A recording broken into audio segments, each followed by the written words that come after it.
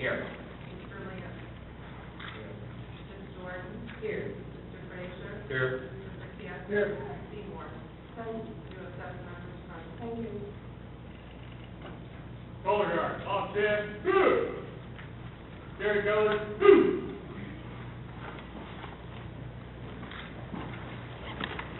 Over, 4.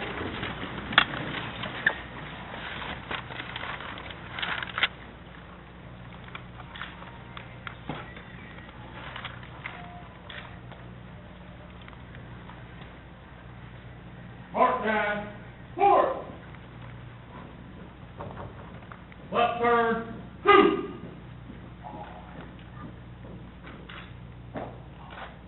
Freeze in, 4.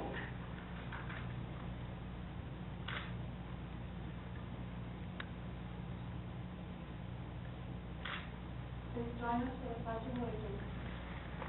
I pledge allegiance to the flag of the United States of America and to the republic for which it stands, one nation, under God, indivisible, with liberty and justice for all. Order, 4. Right turn, 2. Forward, 4.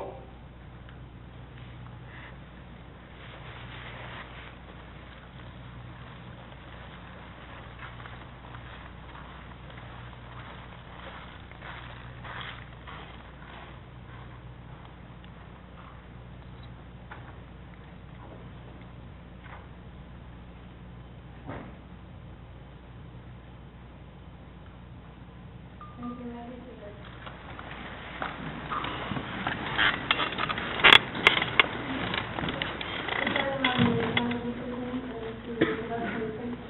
Hawkins and Fire Chief Rowley,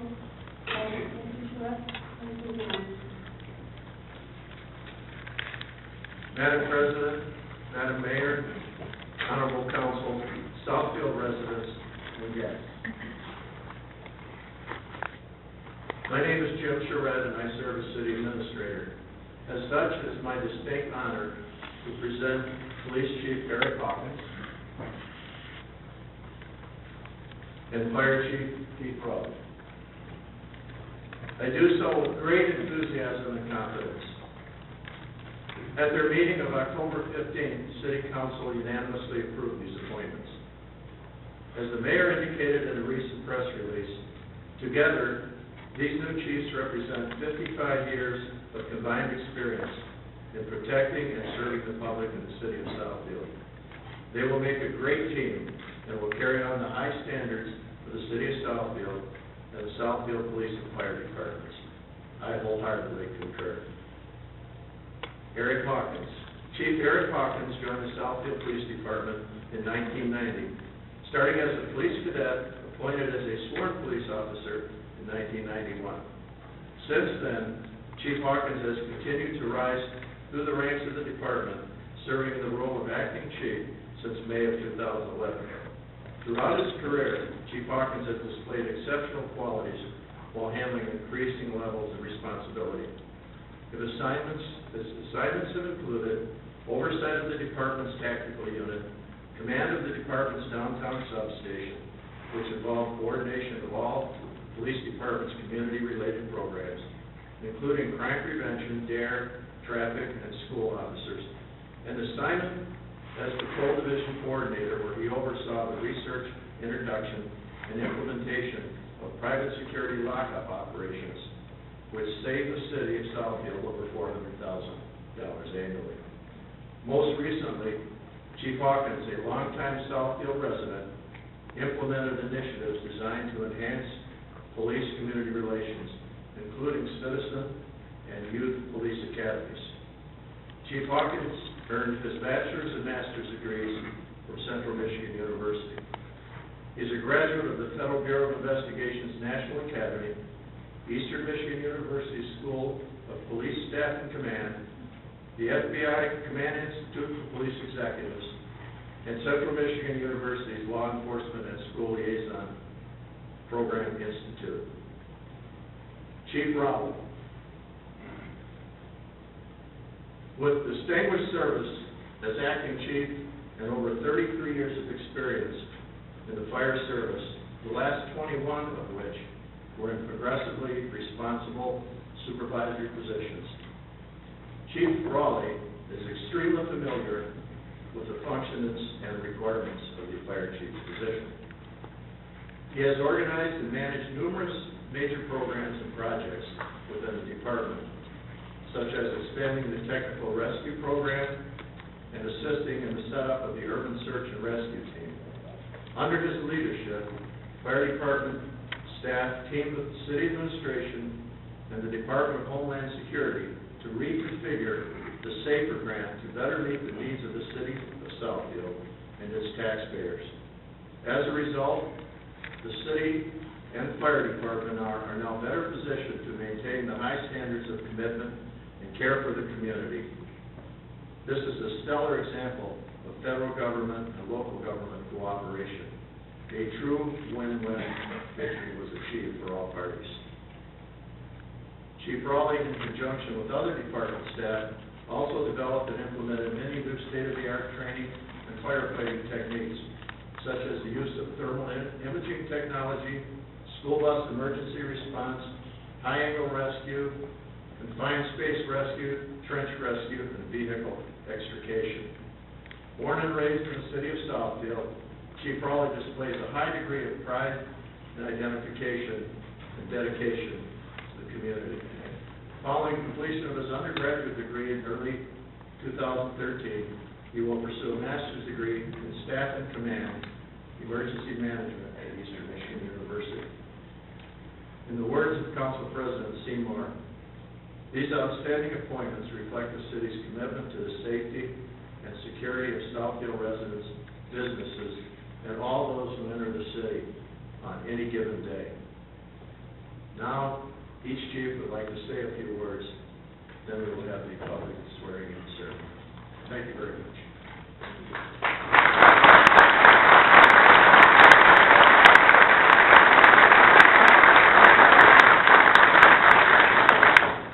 Good evening, Madam President, Madam Mayor, Honorable City Council, City Administrator. I am honored and humbled to be chosen to lead this great police department. I understand that expectations are high, and I am prepared to deliver. There are many people present tonight that have had a significant positive impact on the police department and me personally.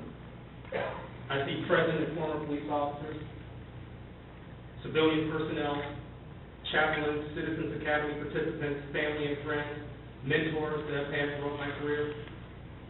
Time does not permit me to mention all of the names, but I am grateful for your contributions, and I will thank you personally at the appropriate time. There are some people that I want to recognize tonight.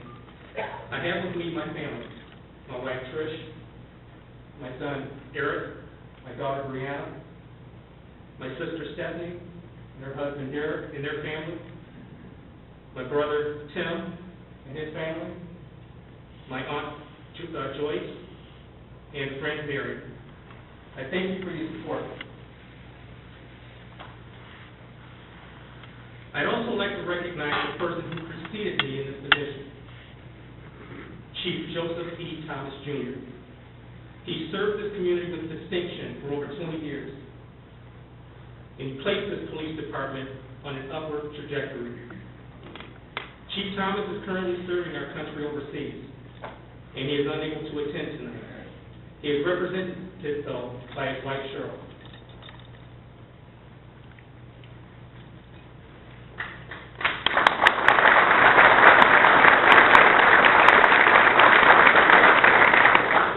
The police department thanks Chief Thomas for his 2 decades of service to this community.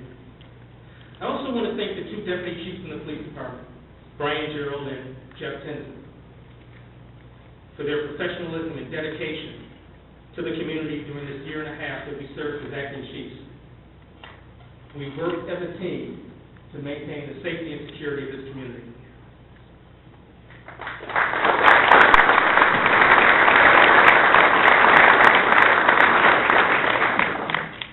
To the police personnel, both sworn and non-sworn, It is no secret that we have some challenging days ahead. But challenges breed opportunity, and opportunity triggers excitement. This is an exciting period in our history. Let's seize this opportunity and take our service delivery to higher heights.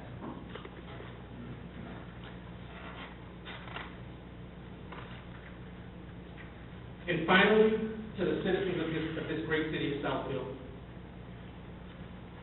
An executive coach once told me that an effective leader acknowledges his or her customer base, responds to their needs and concerns, then positions the organization accordingly. Citizens of Southfield, I've listened to you for the last year and a half, and I hear you loud and clear. You have told me that you greatly appreciate the professionalism and dedication of your police officers. You understand the challenges that the officers face, and you are thankful for the level of safety and security that we have in this community. But you also told me that you need more. That despite all the great things that we have done in the police department, you need just a little bit more. Citizens of Southfield, I say to you tonight that there are 150 plus sworn and non-sworn personnel in the police department who are positioning themselves to do just that, to give you more. And we are excited to have the opportunity to enhance our delivery of service to you. Thank you for being here tonight, and thank you for supporting public safety.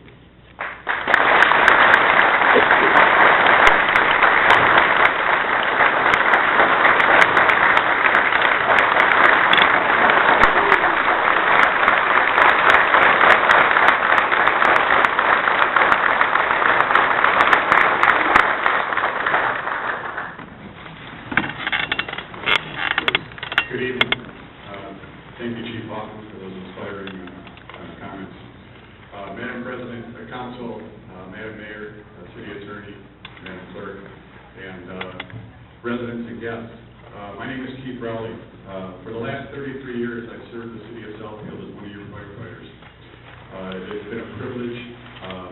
So the first thing I'd like to say to you is thank you. Thank you for allowing me to continue to serve you, the citizens of the City of Southfield, and those that come and visit and work in our great city. I look forward to becoming part of a great management team. I know the outstanding leadership provided by this honorable body, provided by you, our elected officials, will guide our city to keep it the center of it all for years to come. I am also honored and humbled to be chosen to lead one of the most respected fire departments in the state of Michigan. The firefighters and firefighter paramedics on the department today are some of the most caring, qualified, and highest trained people I have ever had the privilege of working with. I want our citizens to know that our standards in the Southfield Fire Department are high.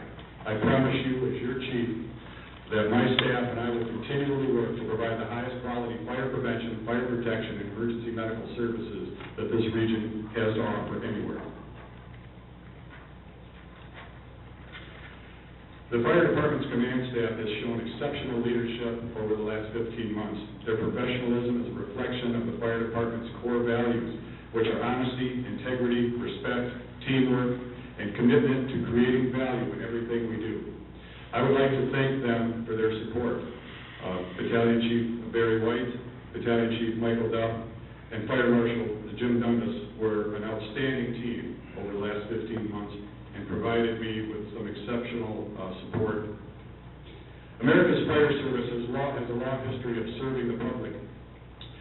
So much so that over the last decade, we have seen the term citizen renamed to customer. But while the terminology has changed, our mission has not. The fire service remains to be the safety net, the fire service remains the safety net and one of the most trusted government services. To all of us in the Southfield Fire Department, customer service is job one. You, the customer, have secured a permanent place in the fire department's mission. Our goal is to keep you, the customer, through what many times may be the most traumatic event of your life. We will accomplish our goal through intense training, through preparation, and a positive, caring attitude toward those that we are sworn to protect and serve. At this time, I'd like to congratulate my colleague, Eric Hawkins, on his appointment to police chief. And I would like to place a challenge to both of us that we work together to maintain the highest standard of public safety that the citizens of Southfield have come to know and expect.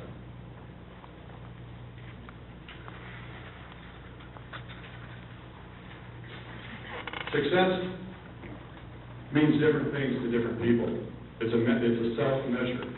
To me, success is a measurement of the support and love that I have for my family and friends.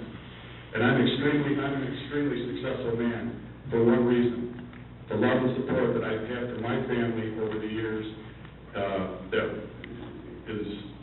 couldn't be measured.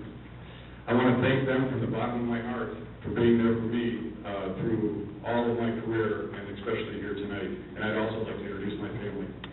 My wife, Mary.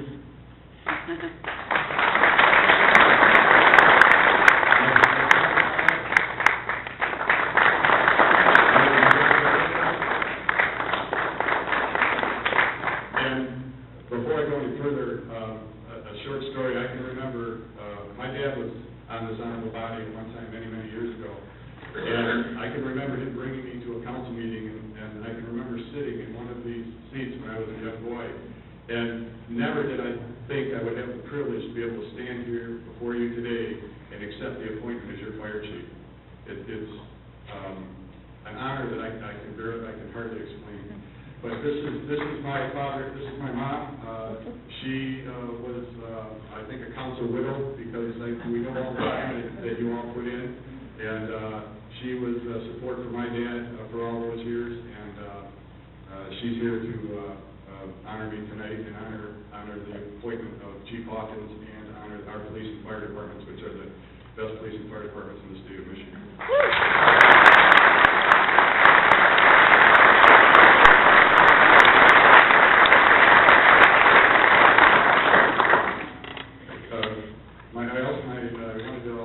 My sister came tonight, Patty.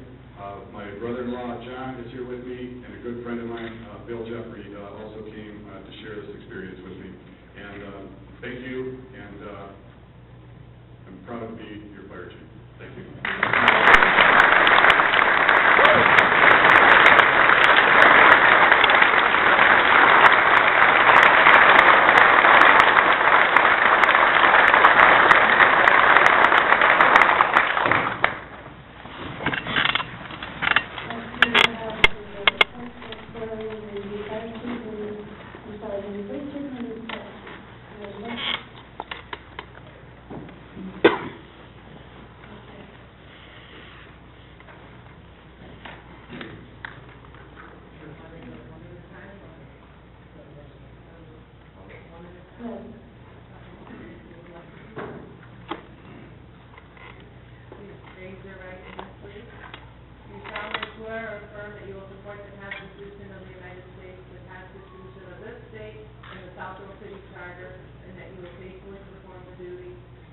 Police chief for the city of Southfield, county of Oakland, state of Michigan, according to the best of your ability. I do.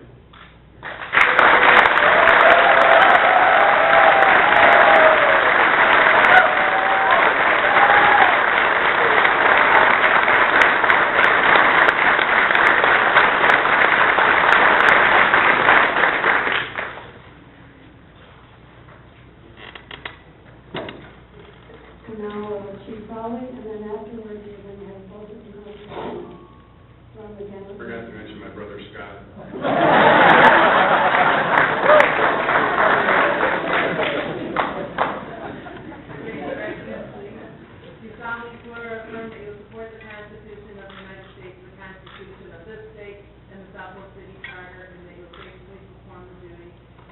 Fire Chief for the City of Southfield, County of Oakland, State of Michigan, according to the best of your ability.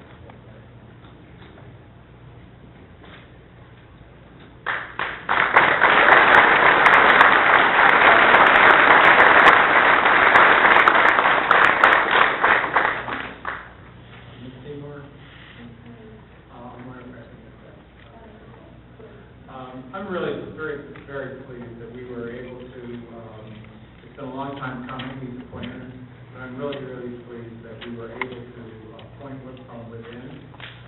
We grow good talent in our department, and this makes it all the more special. I worked with Eric Hawkins for 25 years. I met him first as a youth officer at Southfield High School, and he did an outstanding job, and I've seen him in action ever since. And Keith talked about coming here as a boy and thinking that not seeing the future, or that one day he would be here in this capacity. Keith was in my class at Thompson School. I want to tell you all, he's a good student. Really, it was a joy to have him in class. And it's very gratifying. When you're a teacher, you always want your students to succeed, and we have a success story here. Thank you.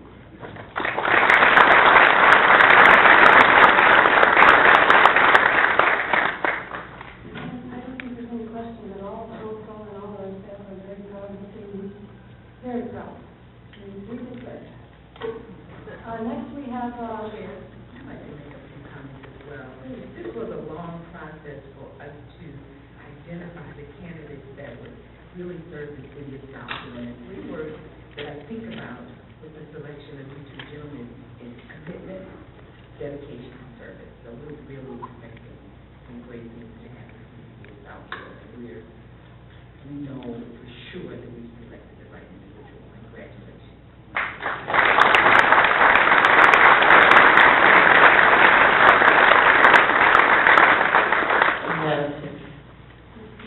I just want to say that it feels really good to be in these chambers and hear cheering and happiness. But this is truly a great day. I've had the pleasure of being the mayor of the city and working closely with our chief, and I have met personally with each of them. And I can tell you, I feel very safe tonight. I feel very safe that we have the right people in place to take care of our city, and we use the word customers, but that's what we're here for. And it involves a team, because when there is, these two gentlemen respond majority of the time when there is a crisis or a sense of emergency. And the council approves funds to train them, to make sure that they're trained and they have the equipment that they have. We take great pride that our rank and file has the equipment and the training to do the job. The one thing that we need is that leadership. That leadership will ensure that our rank and file are treated with dignity and respect. That we have the leadership that knows what the issues are in this city, that demand that when our officers and firefighters go out, that they conduct themselves professionally, because from the leadership, they are treated as professionals. And that's one of the things that we have such a great reputation in this area, that our public safety workers, our fire and police are professionals. And that is the leadership that I feel comfortable will continue under the leadership of these two great individuals that have been tapped on the shoulder to do a little bit more. And I just want to say to the family, we know that this is not a single action just by the two individuals who will be serving as our chief. We know that you are making sacrifices, and we thank you in advance for that. And we ask forgiveness in advance for the time that will be away. But know that as you love them and respect them, that in this city, this is the day that we are so excited about the opportunity to see the great things that they're going to do, and to ask them to join the team to continue to make Southfield one of the greatest cities in this state and in this country. Thank you so much.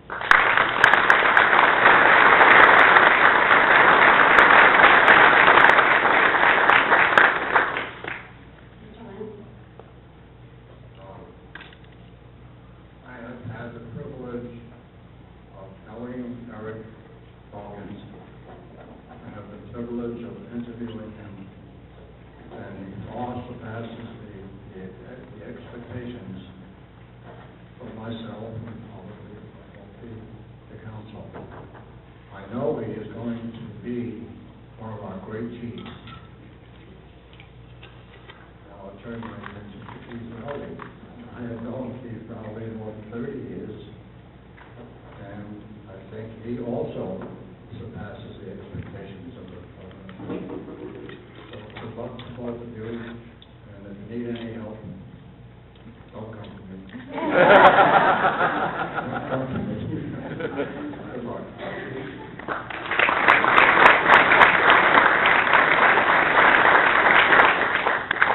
Yeah, I just want to add something to kind of put it in maybe even a different perspective. Our previous police chief served for about 20 years, and Chief Rowley will be only about our 7th fire chief.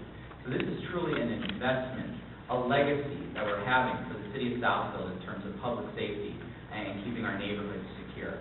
So this extends beyond our council. This extends beyond some of the residents in this room. This is a legacy of importance that we're leaving here in the city. So I'm excited for the opportunity to work with you in the coming years.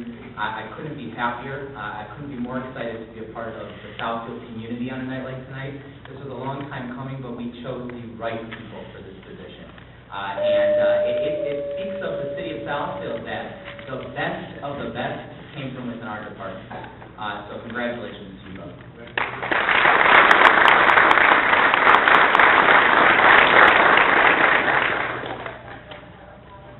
Well, I have to say something. Those of us who have been here, lived here, been with the city, worked with the city for a long time, most of the people in the council, I think as the council, we come to feel that this is part of a family. And I look upon all the employees as I'm responsible for you. Your responsibility is to do your work and do a good job, but we're responsible for you, and I've always felt that. I've always looked at our staff as extended family. We've asked these two wonderful new chiefs to do a lot for the city, to look after the city, which they will, but I think it's also up to us to look after them as we do our employees, because they've got a tough job ahead. But as everyone has said, we picked the right people. It was worth the wait. We had to be sure, we had to look long and hard. There's no doubt in my mind we picked the right people, we picked the best people. I'm really excited about it. This is a new day, and I just feel uplifted in my spirit. It's a wonderful feeling, and I want you to know that. Congratulations, and we'll stand together with you.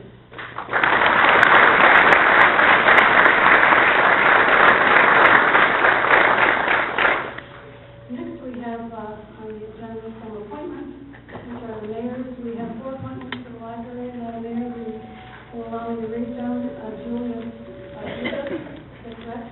Deborah Evans, Bernard Cohen, Eunice Rose. Would you like them all, Madam Mayor, to come at the same time as those five categories? I'll go to the mic. Yes, those that want to leave, please feel free to leave. We understand there are a lot of people that will be back to work and trying to do down to others.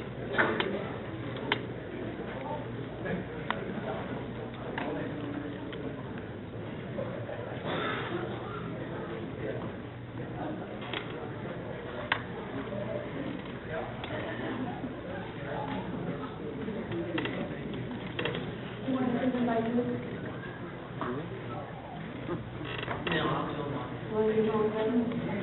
Ladies and gentlemen, to the members of the council, I would like to submit to the council tonight a reappointment to the library board, Mr. Julius Reedus, reappointment to the library board, Deborah Evans, Bernard Cohen, and Eunice Rose.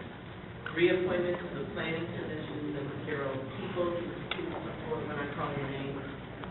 Reappointment to the economic development corporation, Lindell Kent. Reappointment to the city center advisory board, Reconstruction. Reappointment to the city center advisory board, Paula Goldman Center. And reappointment to the city center advisory board, Mr. Ken Peterson.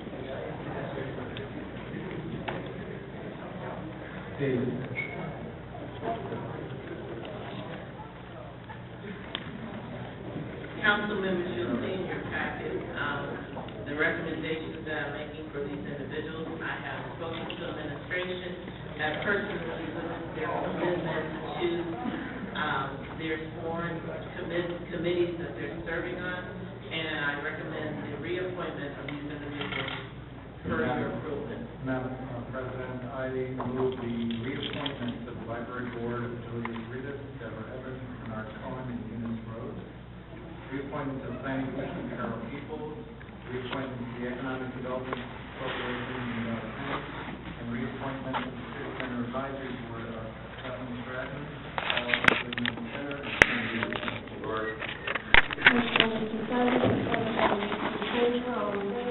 Aye. Motion has carried.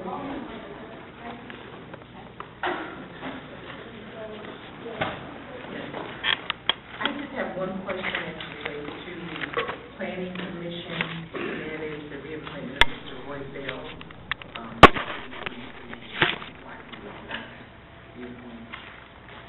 At this time, I haven't filled this position, and when I make a decision, I will give explanation. Okay, because I know it's a lot of issues that are going to be brought to the planning. Yes, expertise and experience is definitely on that board. Thank you. So, will you please come forward to swear?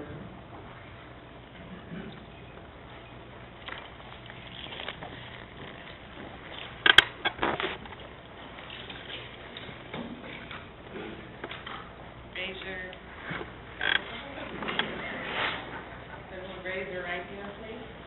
You hereby swear or affirm that you will support the Constitution of the United States, the Constitution of this state, and the Southfield City Charter, and that you will faithfully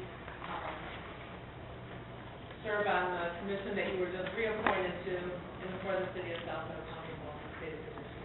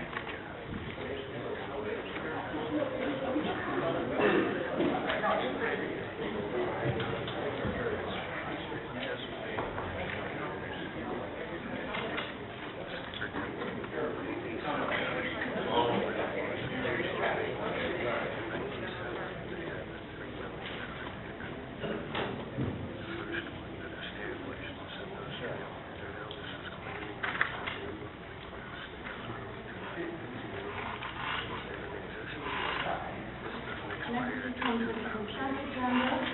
Madam President, before we move on to the consent agenda, fortuitous event occurred, this one, I believe so.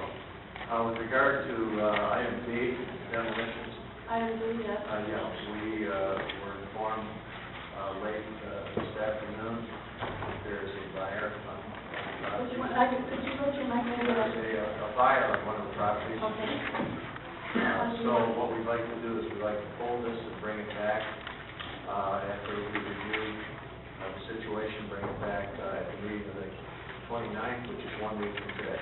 Oh, the entire item? Yes. The entire item? Yes. All We right. want to study the effect of the purchase. All right. And hopefully it'll save us some demolition costs. Oh, I see, all We'd right. like to have some time to We're look going to into go the full detail. CAD, item D. Yes.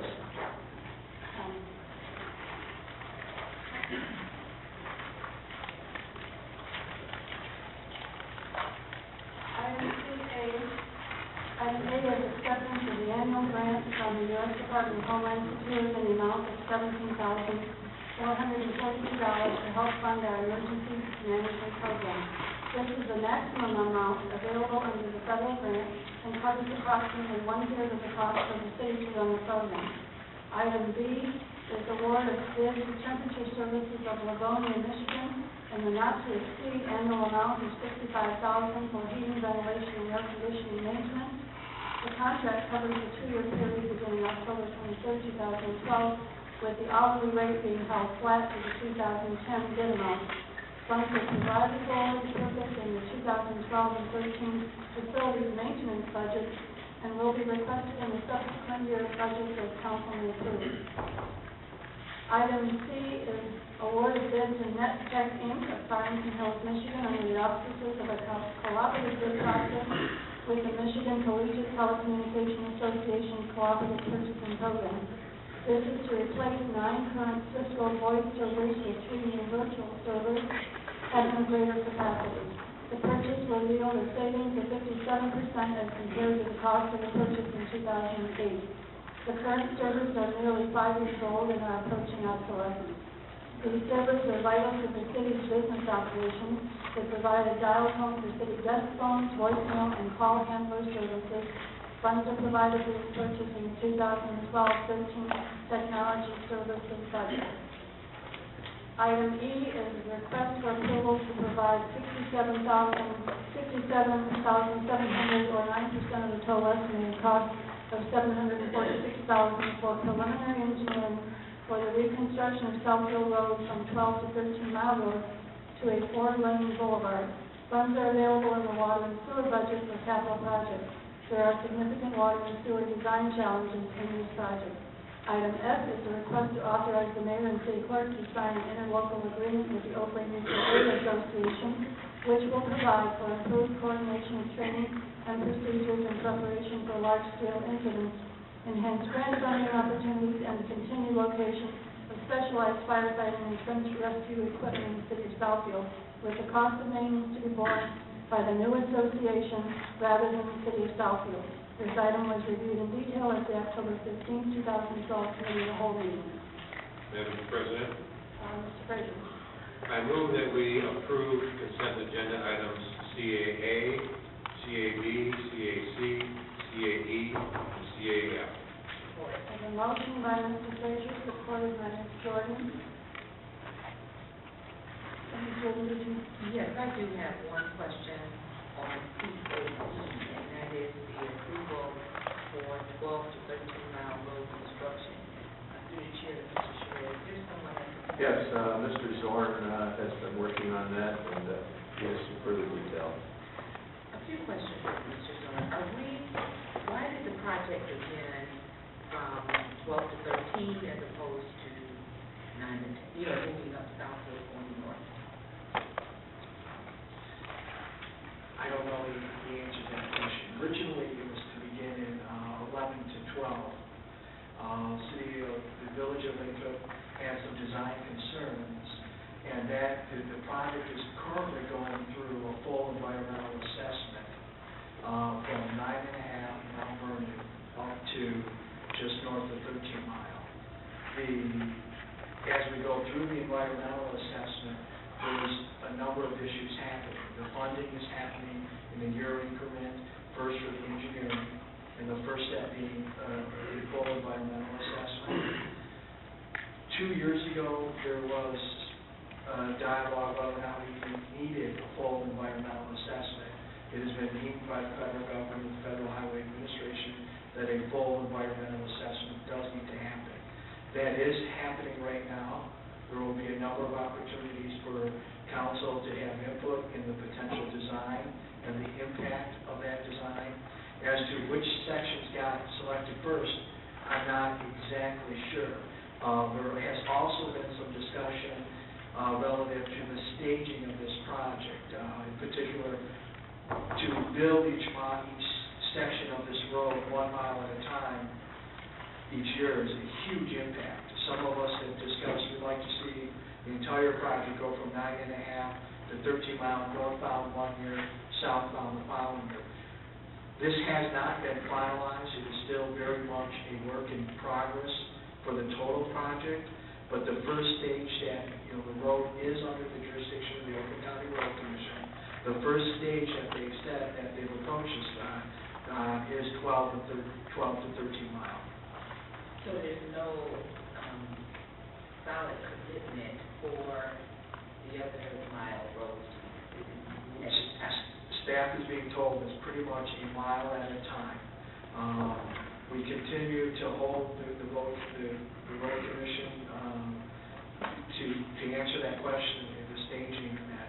The reality of this project is tied to federal road legislation. We've been almost 3 years without a federal road piece of legislation.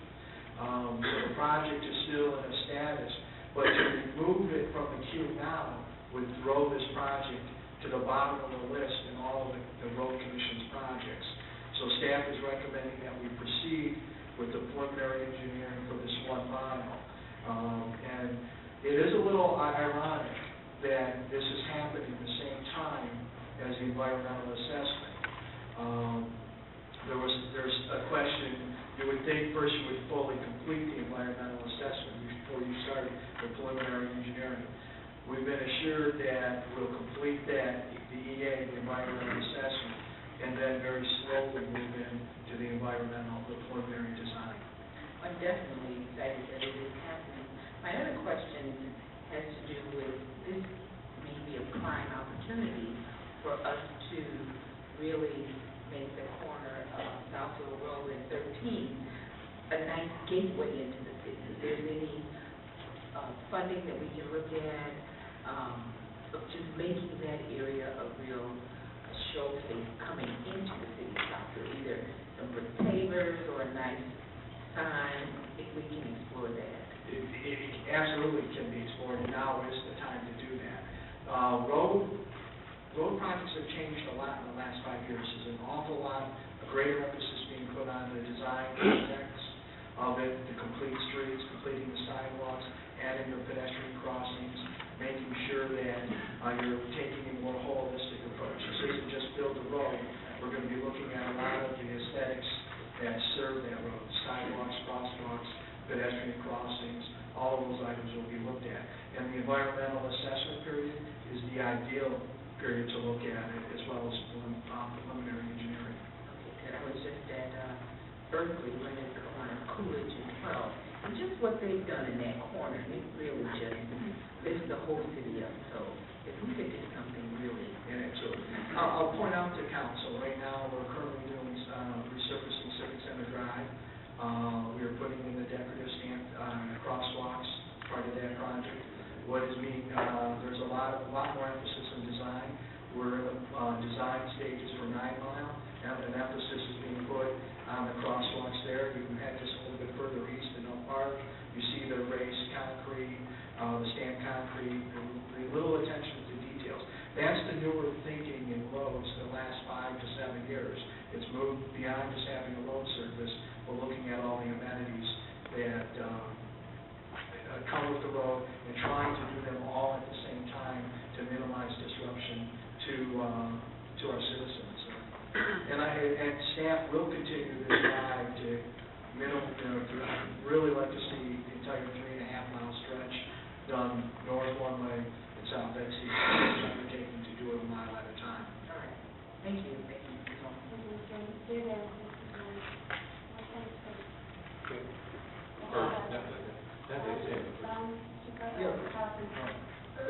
Fred, on this 12 to 13 mile road, you have two intersections that are more or less in, Southfield Township, Beverly, and in the case of 12 mile road, you have Baker Village. That entire intersections at both ends going to be changed in any fashion, and if so, is it going to be an obligation of the city of Southfield paying its share, or are they going to participate? Well, obviously, once we move into your jurisdiction, Southfield Township, as well as Lakewood Village, they will be responsible for their share as required by Act 51. Just to clarify, the township's probably not an Act 50, they're not an Act 51 community, so those funds are going to come directly from the county. Relative to the final design, as council will recall, for over 20 years has been a dialogue about a boulevard along Southfield. That is what essentially the purpose of the environmental assessment is, to evaluate the feasibility of that boulevard concept. If there is in fact a boulevard, those intersections will change. Boulevards facilitate issuing indirect left turns. The turn the turn motions being made north and southbound off of Southfield to both 13 and 12 mile are tremendous volumes. And that's part of what's driving the Federal Highway Administration's desire to have the indirect turn, is to have safety improvement to that road. So if the environmental assessment does in fact come to the recognition or acknowledgement that there will be a boulevard, those intersections will be dramatically changed. I just wanted to make sure that there's not a veto on their part to hurt the project. Baker doesn't particularly want that road to go through to begin with, but okay. Thank you. I'd just like to mention that earlier today I had a conversation with Mr. Thorne about this project, and while I support the study, I did raise my concern. You may recall that last year we had a presentation by the Road Commission about their sort of schematic of redoing Southfield Road, and we were shown the boulevard, but it included a 60-foot median, and I just think that this is, it just makes the road a divide rather than giving us a sense of place. With this big strip of land, it's really a dead zone because you can't do anything with it, and it's in the middle of the road. I'm all for the boulevard. I just think it should not be 60 feet wide. And so I just put that on the record as objecting to that. Right now, there are no plans, but we did see that schematic last year. Thank you. With Mr. Councilman Simon, I did have that discussion, and he's correct. And the ideal median, according to the Federal Highway Administration, is 60 feet. That's their ideal width of the boulevard. The reality on many parts on Southfield is that's not realistic, and the design gets choked down to smaller and wider widths. And I agree in theory on a lot of his comments on a road of that width does make placemaking very complex. I would also argue that 3 lanes north, 3 lanes south, and a turn lane, and possibly a second turning lane at an intersection also doesn't make for much of a sense of place. So this is why this design is so important. A lot of the things our planning department talks about, those principles need to be incorporated. The complete streets, the raised concrete, the pedestrian amenities, things where the scale is right. It's no secret that Lakewood Village is opposed to the boulevard. They want to have a Main Street effect. Well, those communities in our area that have done real nice jobs with their Main Street all have choked down their traffic. Think Ferndale, from 2 lanes to 1 lane in on-street parking. Think Berkeley. We also have to recognize the tremendous volume that is happening. I got a 100-page report last week on turning and other considerations on this tremendous volume heading off the freeway, and it steadily decreases. Lincoln it decreases, 12-mile decreases, it decreases at 13-mile, but we're still moving in excess of 80,000 cars a day on certain points of Southfield Freeway. So we got to have the right design that moves traffic as well as makes it safe. So there is a sense of place. So I think the last thing we want to have is a scale that no one is comfortable crossing. I agree, 60 feet of median makes it even tougher to cross that. So that is really speaking to, we need to get these, the engagement going with the county on the design and make sure our voices are heard as well. Yeah, I do. We're committing to 9% of the engineering costs, which sounds to me like we're 9% of the job if we go forward with that. And with the reconstruction of the road being $1 million a lane mile, plus the boulevard, I think and all the amenities that we want, we're going to drive the total cost of the job up $6 or $7 million. Can we afford that? Or can we afford the 9% of $6 or $7 million? That's going to be a challenge, and we need to go through those numbers very carefully. The reality for the city, and I'll use for example, had we completed the environmental assessment and it been completed, we probably would have submitted in the last 3 years. Each year there's been a separate funding opportunities for federal highway projects of this scale and magnitude. Because the environmental assessment was not completed, and again, this is a jurisdiction of the road commission, we weren't able to go after those funds. So my message is we're going to have to really sharpen the pencils on the reconstruction of the project, and you're correct. We're probably looking our share in excess of $1 million at 10%. So we've got that. We staff will look towards other funding opportunities. We also recognize that this, every 40, 50 years a road gets rebuilt, and this road needs to be rebuilt. It's not just resurfacing. And I think one of the best things we could do is to communicate to the business community is that we're going to continue to make those investments. So I'm not going to tell you it's not going to be a challenge finding that funding, but we are committed to figuring it out. Okay. We have a motion on the floor by Mr. Fraser, supported by Ms. Jones. I have one By question. Ms. Morgan. The streetlights that are barred versus those wires looping across the street, whenever we improve a road, can those be incorporated? It makes the intersection so much cleaner, and it's just a whole different look. The answer is yes, it needs to be incorporated. Many of you know the telegraph project in Taylor was mine.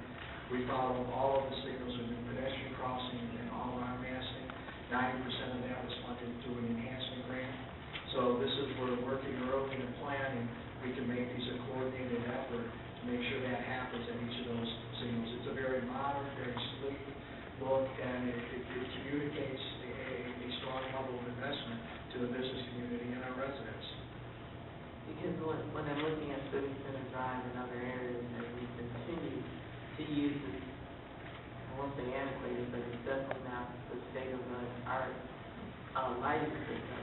Why do we invest so much on the ground when we have staring us in the face with old lighting?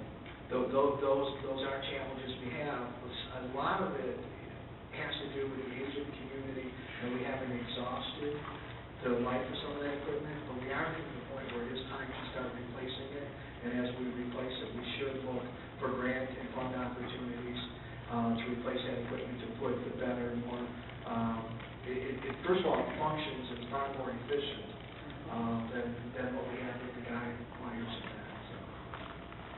So do we need an improvement fund to be able to do that? The answer is we do need to secure the funding and we need to work on it. Many of the items we're discussing have been identified in the city's capital improvement plan. The items that the Public Works Department has submitted list those types of improvements, and we do need funding.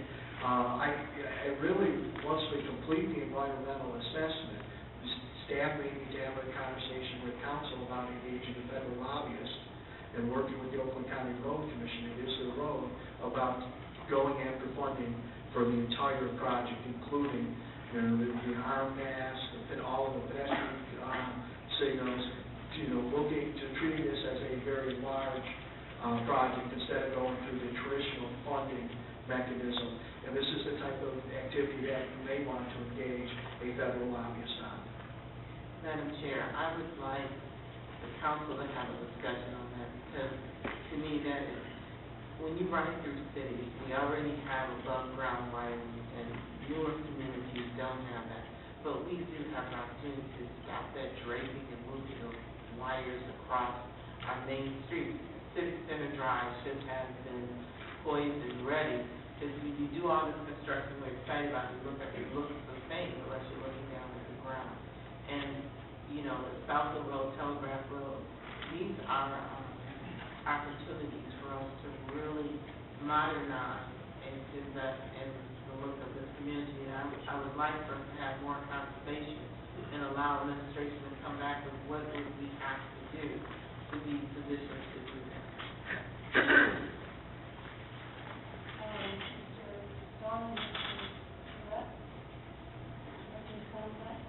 There are certain things that you have to keep putting in your own face, so to speak. This is one of them. We're just going to have to keep constant attention on what's going on, because the big project, 9% is significant. And what we'll do is we'll have to have a routine where at least quarterly we take a look at what's going on. If it's simply a one-sentence report that says no action, then that's, we have to keep going on this. That's one reason we have to do this. We weren't sure what was going to happen in other jurisdictions, but we wanted to move forward. Well, we can certainly take a look at that instead of reaching. But I don't think what do we need to do as a city to have the funding so that we can, when we do have new road construction, and we're able to update the money as well. It sounds like, I really don't understand all of it, that's why I'm that we have the ability to, if we need to start a fund, or how to go about that so that we're all on the same page. There's two factors. One is Southfield and one is the lighting. So we can develop a report, do some research, find out what's involved. And the environmental assessment will help identify the full scope of work for the project as well as the cost of the project. And that's why we need to working with the Road Commission to complete that environmental assessment first. Once we know the potential total cost, then we can lay forward a plan to finance it. We're typically responsible for 10 to 12% of these projects, and this project could be upwards to $40 to $50 million for the entire project. Particularly if you start getting into the arm mass and decorative lighting and the state of the work. Again, it's the ideal project though to look to some of these larger funding sources for, which without the environmental assessment we haven't been able to even look at. And I do think that this may be a project where we work with the Road Commission and engage a federal lobbyist.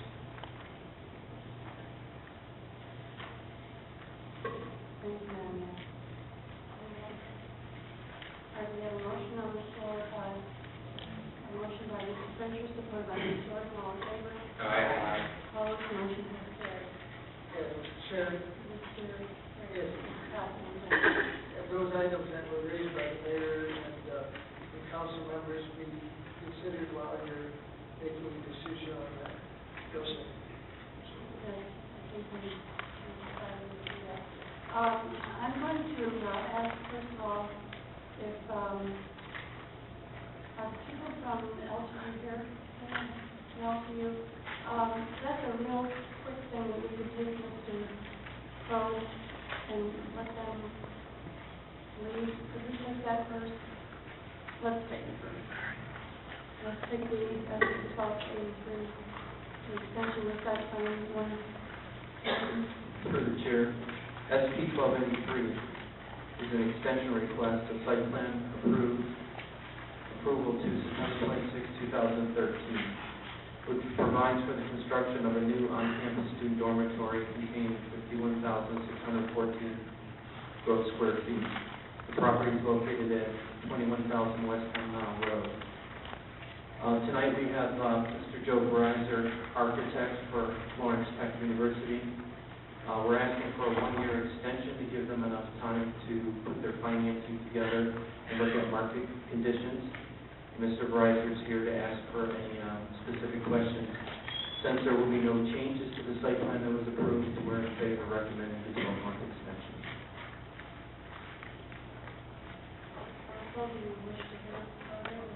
I can make a motion that we, in support of the extension of site plan 1283 for the dormitory of Art University. Motion by Mr. Cypress, supported by Mr. Frazier, to extend for 1 year the site plan SB 1283. Any questions, council? All in favor? Aye. Opposed? Motion has carried. Thank you. Thank you. Do we have any people from the college? Yes. Through the chair. Yes, we do take that. Our next site plan issue is site plan 1288, which is a request of Mary Claire McCormick, CM Partners Architect, on behalf of the owner, Charlene McNeil, of Irvine Homes, to construct a new 29,838 gross square foot addition to the existing Irvine Neuro Rehabilitation Center with associated parking on property located at 25700 Lasser Road. I have a brief video presentation for the council.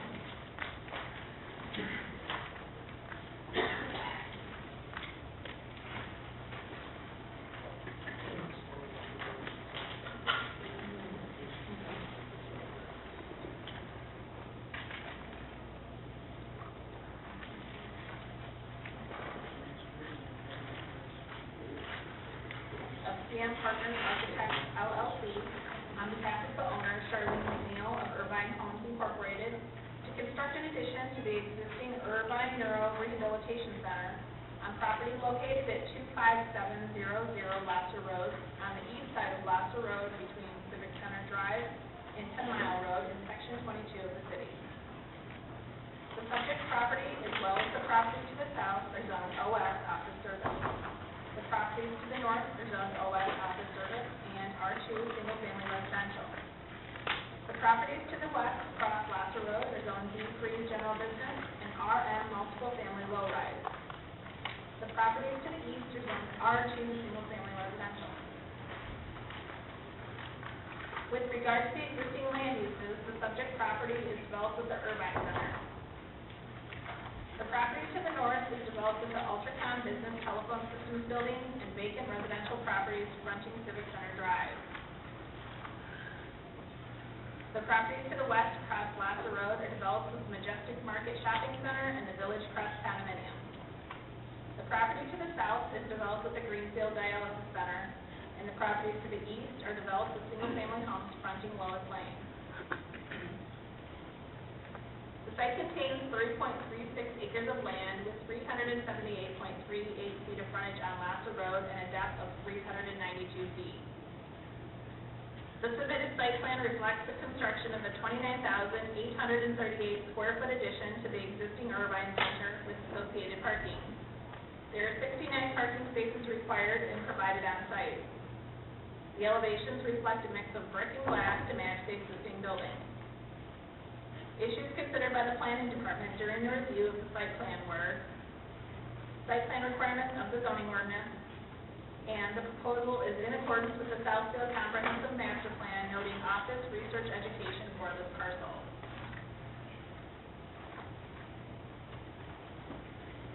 Through the chair. The Planning Department received the site plan request on August 10, 2012. The Planning Commission held a regular meeting on this matter on September 19, 2012, and made a favorable recommendation. Also, the Council Site Plan Committee reviewed this request on October 15th and also made a favorable recommendation. We have Ms. Mary McCormick here representing, she could be allowed to say a few comments.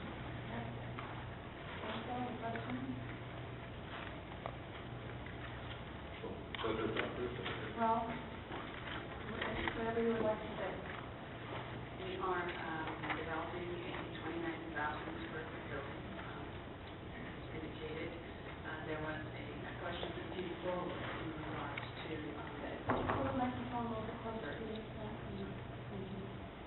during the course of the meeting that we have been having here at Southfield.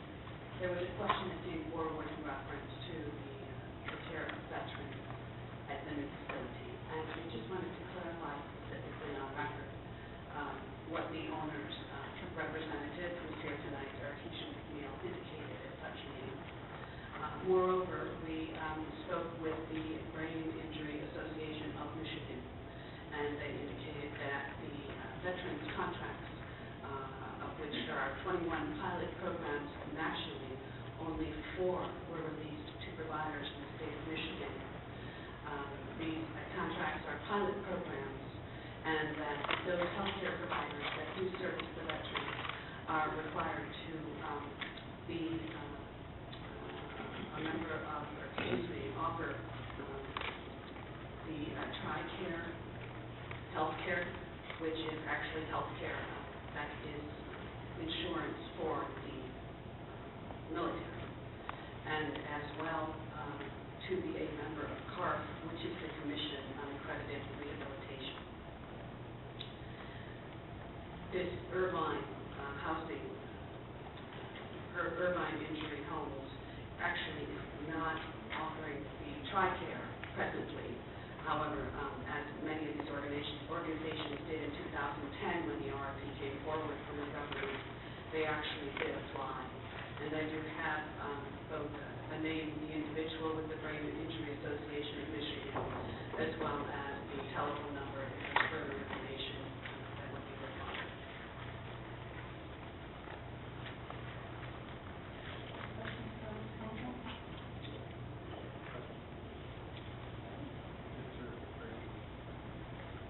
I have a couple questions.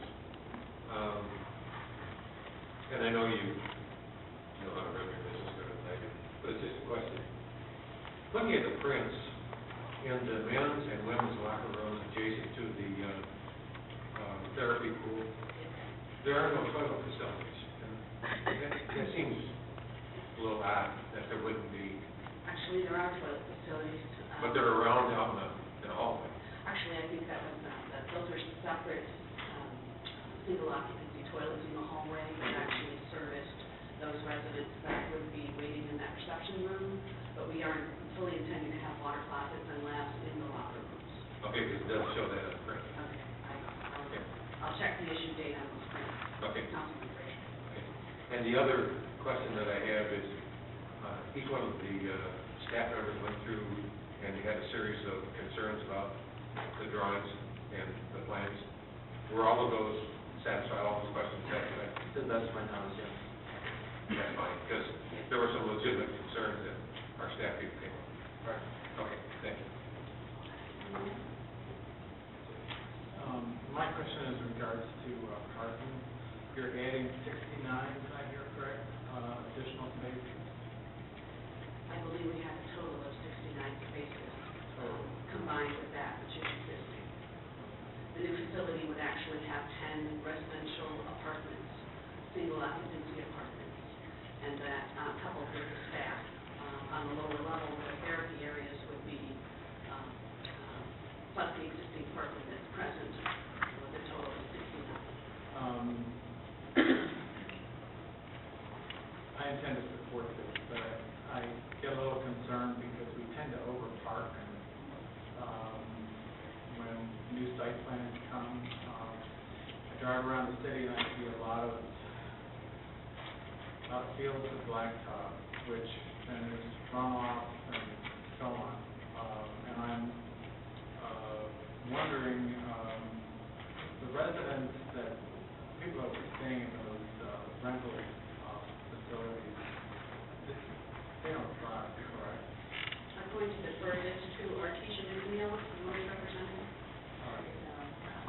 know that they are not able to drive. I didn't think so, and that's what got me thinking about this. And I know that the line of work that you perform, the service you perform, is pretty staff-heavy, and as it needs to be. I don't know your ratio of staff per patient, but... The new facility, actually rooms in the therapists from our current location over there. So there won't be any additional for that. And the residents that live there, they're not getting 24-hour care. So we're looking at one shift per day, so it shouldn't be that much of an increase in parking. Well, as I said, I plan to support this, and I'm glad to see your business thriving and growing. But I guess I would direct my comments to the planner about parking, and maybe we need to, the city needs to take another look at parking requirements. It just seems that we overpark. And 69 spaces seems like a lot to me for the type of work that the service is providing. Thank you. Through the chair, I tend to agree with you that many of our standards need to be updated with regards to specific parking requirements. However, this is what is on the books. Our requirement is 69, and they provide 69. Now, we have, in certain circumstances, provided green space for future parking, and we can take a look at that. We have allowed some of the sites to land bank rather than build parking spaces, which cost about $10,000 per space. To land bank it, and if you need it, you've got the space. But I don't want to get in the way of your progress, but it's sort of a pet peeve of mine. Thank you. Madam Chair, I'm ready to make a motion. I move that SB 1288 be approved, that the recommendations of the staff members, as well as Mr. Seibert regarding the parking, be reviewed. Yes, and the second be approved as submitted. Motion by Mr. Perkins, supported by Mr. Frazier to approve text on SB 1288. All in favor? Aye. Opposed? Motion has carried. Thank you. Thank you. Madam Chair, I just wanted to, while Councilman Seibert brought up that point, and our city planner, I would like us to review our parking requirements, because we have so much land that is not used in the city because they're overparked. And there are, even in the heyday, when our occupancy in our buildings were up to almost 90%, we still have all this vacant land. And you said it's our ordinance, our policy, do we need to review it? Yes, it is. I would like for us to look at that again, because it's, not to mention what we're doing with the water runoff and land that could be utilized for future development. I really think that we need to look at our parking requirements, and that is something that I hear a lot from new investors in our city, is that we require so much parking. And I know at one time we became a little more, accommodating, while we allow people to put grass over it and not actually pave it. And I haven't heard that lately. So I would just like us to look at that, because we are over-saturated with vacant parking lots. Requested duly noted. Next encounter, I just let people know this, there's something out of place in this agenda, so I'm reserving it to what we intended originally.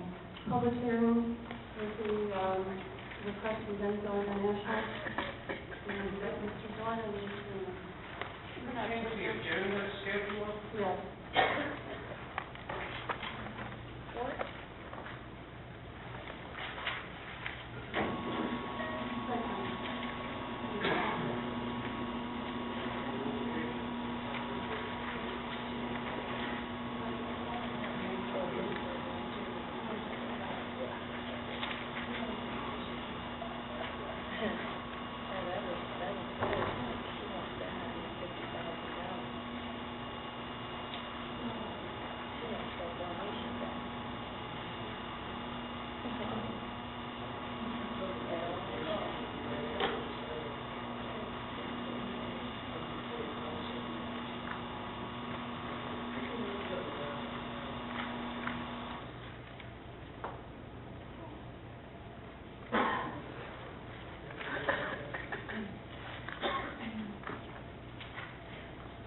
just let the audience know that people that requested to speak, that after this public hearing, communications will be, you'll have that opportunity. For some reason, things are out of order, so I apologize. Go ahead, Mr. Madam President, Honorable Council, Mayor, Madam Clerk, tonight, certainly. Well, that might just, it's really hasn't been.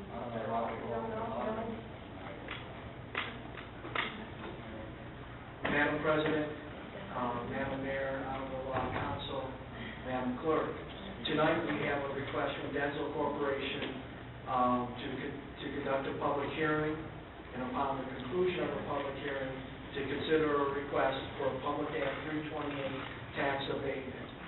We're asking City Council to consider a number of the following. The company is proposing to make a $44 million investment in information technology, furniture and fixtures, machinery and equipment over the next 5 years.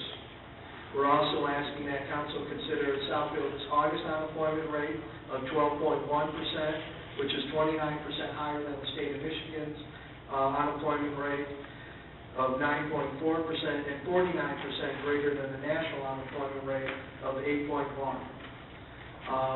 This evening we have a representative from the state of Michigan as well as Oakland County. I'd like both of the gentlemen to introduce themselves to the City Council, make a few remarks. Upon the conclusions of the remarks from the representatives of the state of Michigan and Oakland County Economic Development Department, we have a PowerPoint presentation that a representative from DENSO Corporation will present to your honorable body.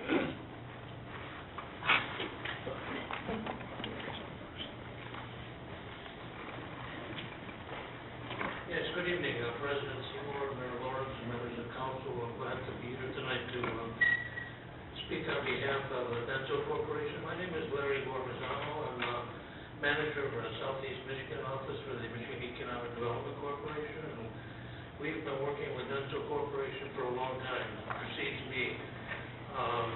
We first started working with DENSO back 25 years ago. At the time, it was a major coup for the state of Michigan to bring DENSO here. And why is DENSO so important to us? We have many, many Japanese companies located here now in Michigan, and we're very pleased about that. The one difference with DENSO, though, is that with the other Japanese companies that are here, we're very thankful for what they've done, but they're all mostly research and development and technical centers. The manufacturing for these companies have all gone down to southern states or Indiana or other locations, but not Michigan. DENSO was the one company that came here that established both the technical and research center here in Southfield, and at the same time several manufacturing operations in the Battle Creek area in the west side of the state. So that's been a very good partnership for the state of Michigan. And since they've been here, they now have almost 4,000 employees in Michigan, and did they go out? Yes, you went out. Can't hear you. They have almost 4,000 employees in Michigan, and they made over $1 billion worth of investments. So they've been a very, very important partner. What they're planning on doing now, the main focus, of course, tonight is about what they're doing in Southfield, but I also want to let you know that they're making other investments at the same time in Battle Creek area. So for the state of Michigan, this is a huge win for all of us.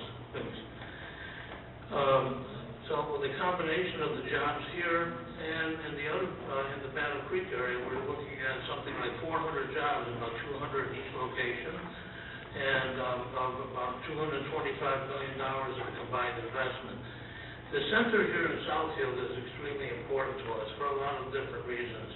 One is the high quality of jobs that are located here, the advanced engineering that's taking place, and the products that they make are very important to what we're trying to achieve environmentally. They're all aimed in the auto industry at increasing fuel economy and reducing emissions. And the most recent example of that is the new battery lab that they've constructed here in Southfield based on the DOE grant that they've received. So I'm here tonight just to urge your support for this abatement request. I think DENSO's been a great partner, and we are talking to them right now about how the state of Michigan can support them. They're right now gathering more information that they'll be submitting to us soon, but given the fact that they're located all over the world and all over North America, and that this project could very well go to Tennessee, I see no reason, given what they're doing, why we wouldn't be to support them with an incentive to help their growth here in Southfield. Thank you. Did you want questions now, or? Yeah, okay. Sure. Good evening, everyone. My name is Matthew Gibb, Deputy County Executive for Oakland County, representing Brooks Patterson's office, and certainly my division of economic development within the county. Madam President, Council, Madam Mayor, it's good to see you again. I appreciate the invite back. Last week I was a little pointed in my comments at your work study, but I hope you understood the importance of a project like this to my office in Oakland County, and certainly to here in Southfield. Since we last saw each other, I went to Denver. And Denver's a nice city, but it's not like here. It's in a plain in the foothills of the mountains, and there's nothing around it. And they have nice restaurants there, but they don't have culture, and they have grit, and they don't have personality like we have here in Oakland County, and certainly in the Detroit region, right? But I learned a lot of things up there, really. It's really the attitude towards business and the attitude towards economic development, and you know, we've been around a lot longer. You know, we've been around the ropes a little bit, particularly here in Southfield. I know we have. And so, you know, I won't rehash what I certainly commented to you in your work session. I appreciate the hard work you do. And you ask questions, you know, Councilman Seaver, about sense of place. You know, does a 60-foot median create a sense of place? It doesn't. I agree with you. And certainly, Madam Mayor, we were talking about, you know, the importance of looking at your parking ordinance and what that means to your community, what it means to really developing yourself as a place where not only business, but where people really want to be. And I commend you. You're asking the hard questions and certainly the good questions. You know, certainly on behalf of the county, I rise in support of DENSO.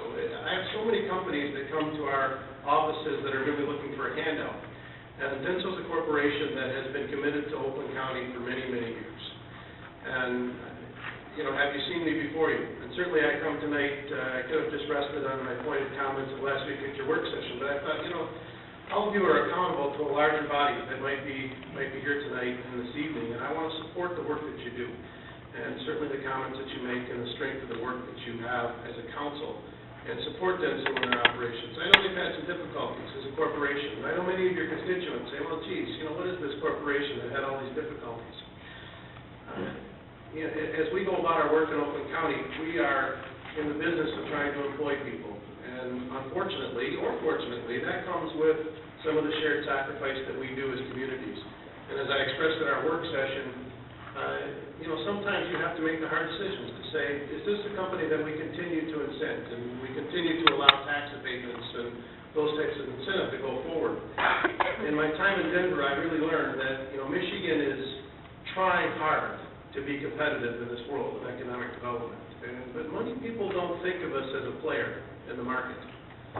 More than 6,000 people were at that Urban Land Institute conference I was at, and not many were talking about Michigan. But when we did get the opportunity to talk about the strength of what we have here, the quality of life that we have here, and the people that we have here, and we started to tell the story of the Japanese companies that are here, and the Korean companies, and the German companies, but more importantly, our own.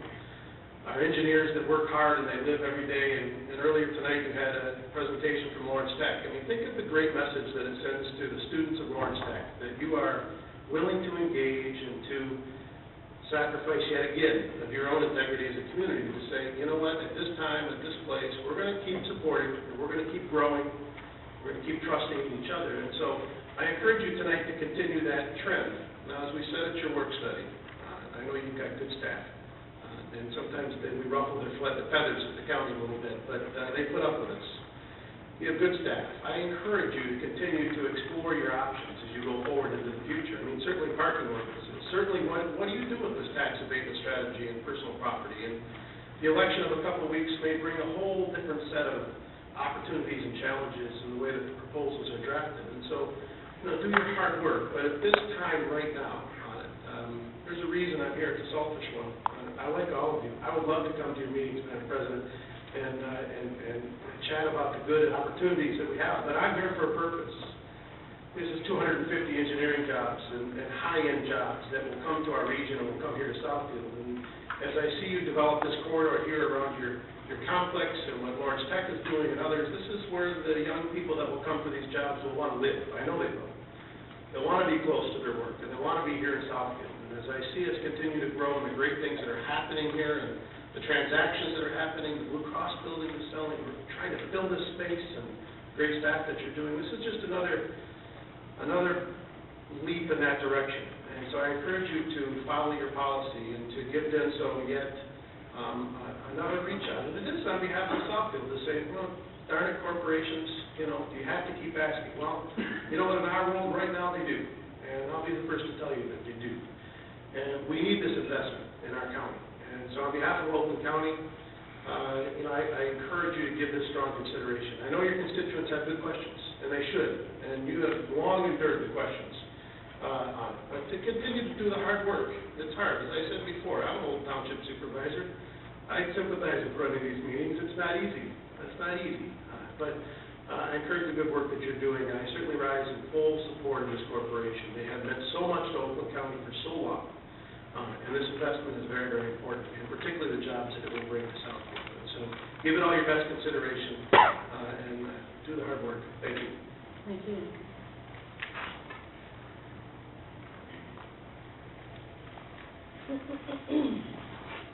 Good evening.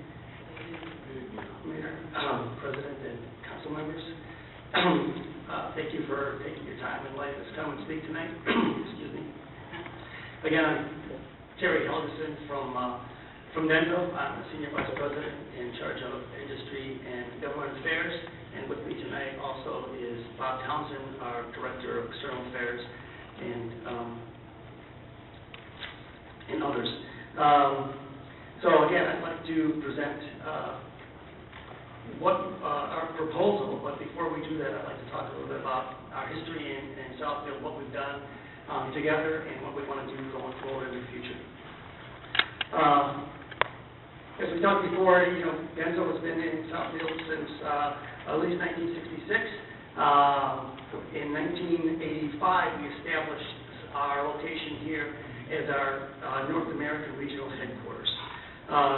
Currently, we have about 13,000 associates in North America, over 10,000 in the U.S., and around 4,000 in Michigan. Of that 4,000, we have 1,000 in our Southfield location. As our regional headquarters, it's our North American operations. We have sales, engineering, and technical support and finance. We have a broad customer base. We've been in the United States, like I said, for over 45 years, and so we've been supplying customers in North America for that time, including each one of the Detroit 3, General Motors, Chrysler, and Ford, in addition to some of the Japanese customers, Toyota, Honda, and off-road customers like John Deere and Harley-Davidson. We've been supplying both John Deere and Harley since the early 1970s. From a product standpoint, we have a large product range, and we have 4 different product groups. And the focus of our products is to improve fuel economy, reduce emissions, and to improve safety of the drivers. So this kind of shows the broadness of our product range. We also supply some non-automotive products, one of which is the QR code. I think everybody's probably more familiar with the QR code now because it's on a lot of scanning when you go to the grocery store on different products. Well, actually, we developed that for our manufacturing systems to improve the processes of our manufacturing. And after we saw the value of it, we decided that we could release it to the public, and so any company can now use it at free of cost. Additional things, tonight the Lions are playing the Bears, and many times when the football games are in the earlier in the season and it's hot out, you'll see some little cooling stations and the moving coolers, the portable air conditioning unit that we developed for some of our manufacturing plants that don't have central air, but we can still cool the associates and these are also used by a lot of sports teams. And then finally, which one of the non-automotive products is our articulated robot. In addition to developing high-quality, high-tech products, we also develop our own manufacturing systems. So through that, we've developed our robots, and we now not only use them in all of our manufacturing facilities, but we also sell those to other manufacturers to incorporate to improve efficiency and quality. Overall products, I want to just give you a little taste of some of the products that we make. And most of these we do make now or will make soon in the United States. Up on the upper left-hand corner is our HVAC unit, or the AC system, and the bottom right-hand corner is a radiator, and both of those are manufactured in Battle Creek, Michigan. Another product are the instrument clusters, which we make in Tennessee, along with our starters and alternators. On the starters and alternators, one of the things that coming forward is called a stop-start system.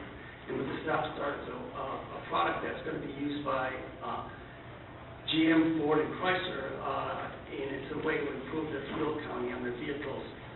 In addition to that, the gasoline and diesel fuel injection systems also improve fuel economy and reduce emissions. This, our gasoline GDI system, we call it, is all currently in production on the Ford EcoBoost engines, which you hear a lot about, and the diesel fuel injection system is supplied to most of these John Deere engines. In addition, we do wiper systems for many customers, and then we're developing products for the hybrids. As hybrids become more and more popular, to enable everyone to improve gas mileage and meet the 54.5 miles per gallon requirement by 2025. We'll be designing and developing these inverters, DC-DC converters, and motor generators. So along with that, over the years, since 1987, when we moved in our current location, we've continually increased our business, and we've also added more and more employment, as you can see on this chart here. We had a little bit of a dip in 2007 when the Great Recession hit. We lost around 90 associates or so, but all of those were either through attrition. We had one voluntary retirement and some contractors, but we laid off. There was no involuntary layoff at that time. Fortunately, we've been able to increase our labor back to 1,000 people this year, and with the hopefully with your support, we can go forward with this new project and add over 200 associates and get to over 1,200 in Southfield by 2015.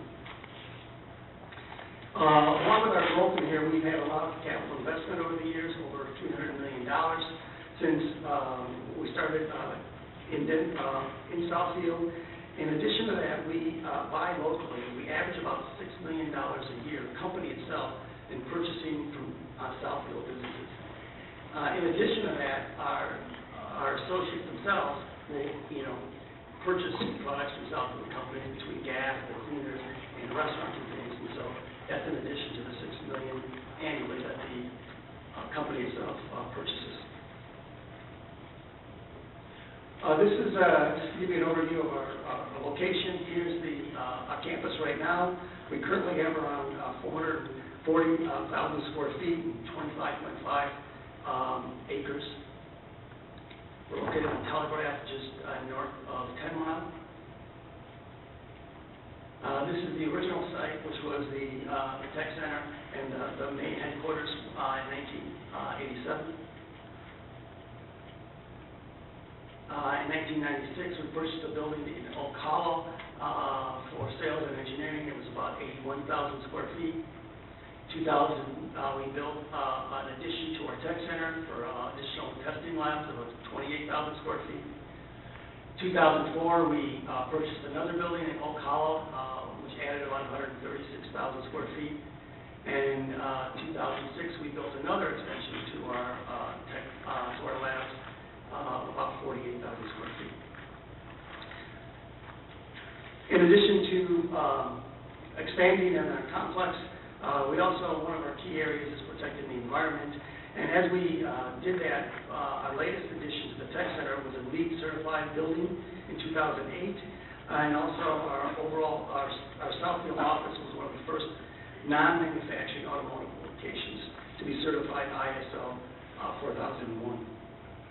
In addition to our buildings, we take a lot of interest in the environment around us, and we've participated since 1997 in the Rouge Rescue in Southfield, and we've had over 4,600 hours of volunteerism for that. In addition, we've established a few years ago the Friends of the Rouge Education Project, where we work with 7 schools in the metro area, 6 of which are in Southfield, and we've had over 820 students participate, where we talk to them about the importance of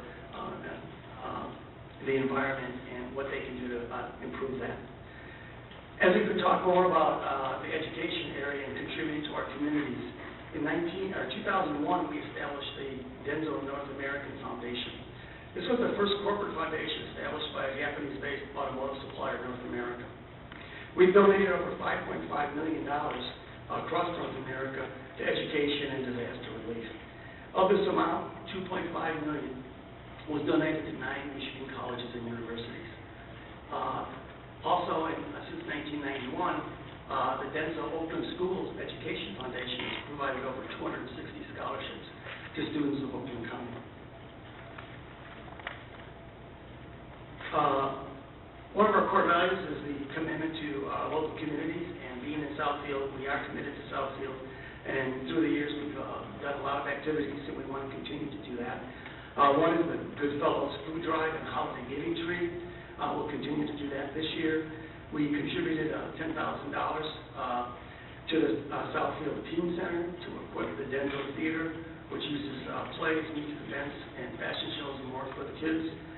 We participated in the Southfield Community Foundation, and Bob Townsend is one of the board members of that, who again participates in Youth Diversity Symposium and other activities. And then with the Southfield Public Schools, this year we did the Stuff the Bus campaign.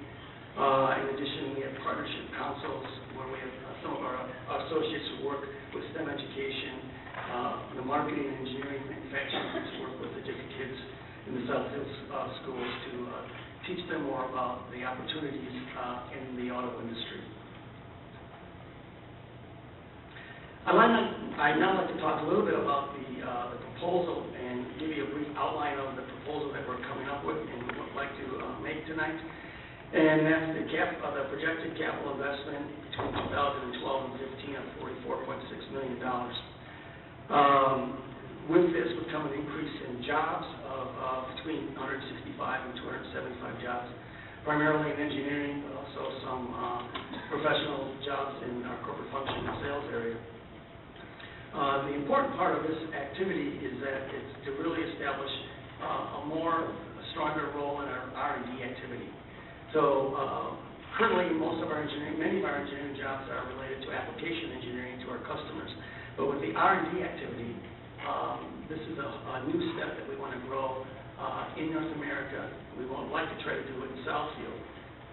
Because it is a R&D activity, though, you don't necessarily have to be that close to the customer. So these jobs can go anywhere in the world or in the United States. And so one of the other areas that is being considered is, was mentioned earlier, was Tennessee.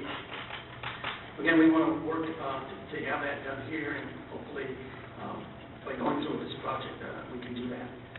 But our goal is to keep the latest technology and advancements to meet our customer demands, and going forward and developing new products, and then to keep competitive so that we can have the most competitive products, and then keep employment in the region.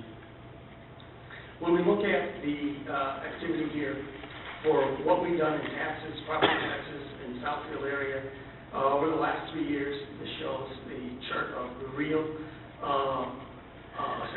taxes of around $700,000 a year in the last 3 years, and in personal about $600,000, or combined about $1.3 million for city, state, and county taxes. Of that, about $1.38 million over those 3 years, or about $495,000 a year, has gone directly to the city of Southfield. When we look at the taxes for this new project, what we're asking for is an abatement on the additional taxes none current taxes. We're not asking for any abatement or reduction in that area. We're looking for the overall investment, and it's outlined here. So again, it's $44 million, and we're asking for an abatement from the city of about $1.5 million. Over the 10-year period, though, the city would gain an additional $1.38 million from what currently it receives from us based on this $44 million investment. When we look at this again, this lays out year by year, years 1 through 4, the investment of $44.6 million, and then the amount of taxes abated each of those years, about $1.5 million. That represents about 3.5% of the total value of the investment. When we look at it here again, as I mentioned earlier, we're going to continue to pay our current taxes. With that, through years 1 through 5, and then in years 6 through 10, there'd be additional taxes paid to the city of approximately $276,000 a year, or a total of $771,000. So we could see an increase of about, over that time period, about $6.3 million in taxes paid. So if we look at the overall benefit of the DENSO investment over these 10 years, there's a benefit to DENSO and a benefit to the city. So again, the benefit for us would be a 1.5 tax abatement, and then the benefit to the city would be $6.3 million in revenue, or an additional $1.38 million. If we are not able to make this investment here, then the revenue to the city over that 10-year period would drop to $4.9 million. So talking about this again, what's the DENSO impact to Southfield? Our North American headquarters are in Southfield. We want them to remain here. There would be an increase of about 275 employees working in Southfield, so about 1,200 at least up in 2015. We would invest an additional $44 million. We'll support the companies, Southfield companies, with supplier diversification days, and we'll also work with the Southfield Career Center to open up more opportunities for the residents of Southfield also. And again, the $6 million that's annually spent by the company, plus our employees with local Southfield businesses, and this would create another base for additional investment and growth after 2015. So we think there's benefits to the city overall for this activity. And then to overview the request, again, we're an investment of $44.6 million in new personal property over 5 years, an abatement of 1.5 over the same period of time. The city again would receive an additional 1.38 million over the 10-year period when we expand employment. In addition to that, we will propose to come back on a periodic basis that follow meetings with the city as we go forward over the next few years with this project. So we can keep you updated on the project and how it goes along. So finally, in summary, we've had a long history, over 45 years of stable employment growth and investment in Southfield. We really appreciate the support over the years of the city, and we're committed to supporting Southfield's community and educational institutions. We developed a strong relationship during our 25 years at the current location, where we had more investment and more job growth. And then the investment in Southfield will be mutually beneficial to the company and the city. So that's all I have right now. If you have any questions? Thank you. Are you the last speaker, or are you the last speaker? Yes. All right, I declare the public hearing open. If there's anyone, you may be seated, if there's anyone who wishes to speak to this issue, please come forward. And then we address to the record. And we have all of them.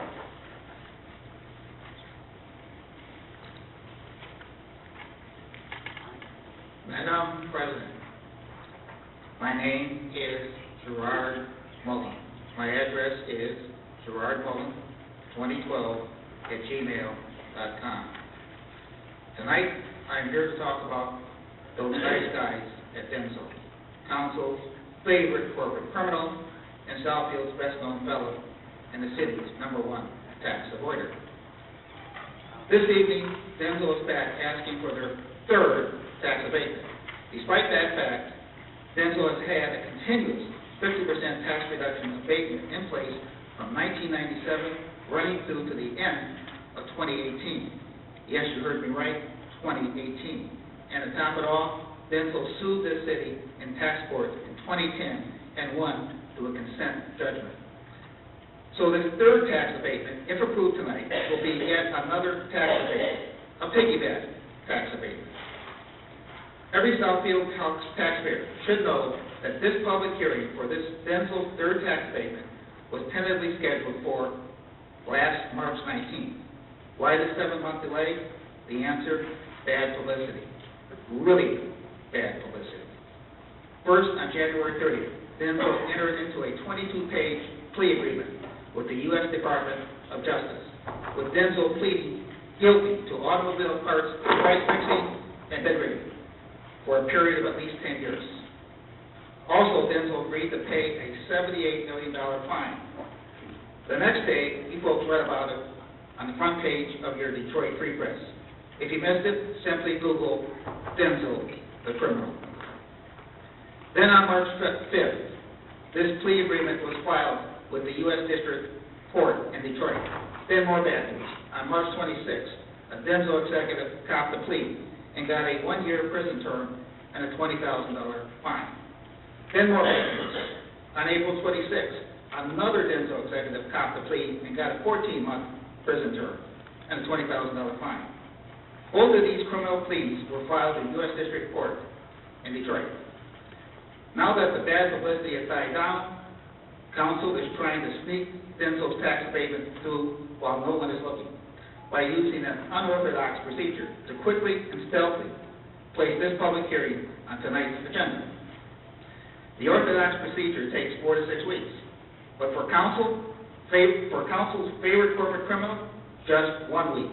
Let me explain. On October the 7th, the required 15-day legal notice for this public hearing was published, and then 8 days later, on October 15th, Council voted to place DENSO's public hearing on tonight's agenda. First, Council voted to publish a legal notice that was already been published 8 days prior. Why the hanky-panky? Well, this is a case of one hand washing the other. Sad to say, one hand belongs to the felon. DENSO wants a tax abatement, and Council wants DENSO Park, also known as Carpenter Lake.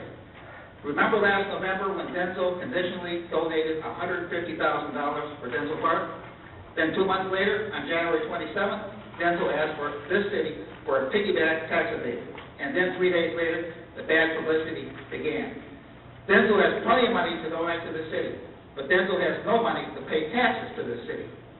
Case in point, 2010. Despite the fact that DENSO was on the Southfield tax abatement goal, DENSO still sued the city for a tax reduction at the Michigan State Tax Court. As a result, DENSO got a reduction in their taxes through a consent agreement. It is purported that DENSO later on made a donation of approximately $50,000 to pay the city's legal bill. Why? Well, it should be self-evident. With donations come strings. With taxes, there are no strings. DENSO wants to control this city like they control the auto parts industry. Maybe the FBI needs to expand their ongoing probe into DENSO's criminal activities and take a closer look into DENSO's relationship with this city council regarding DENSO's tax abatement request for tonight and DENSO's $150,000 donation to this city for DENSO Park.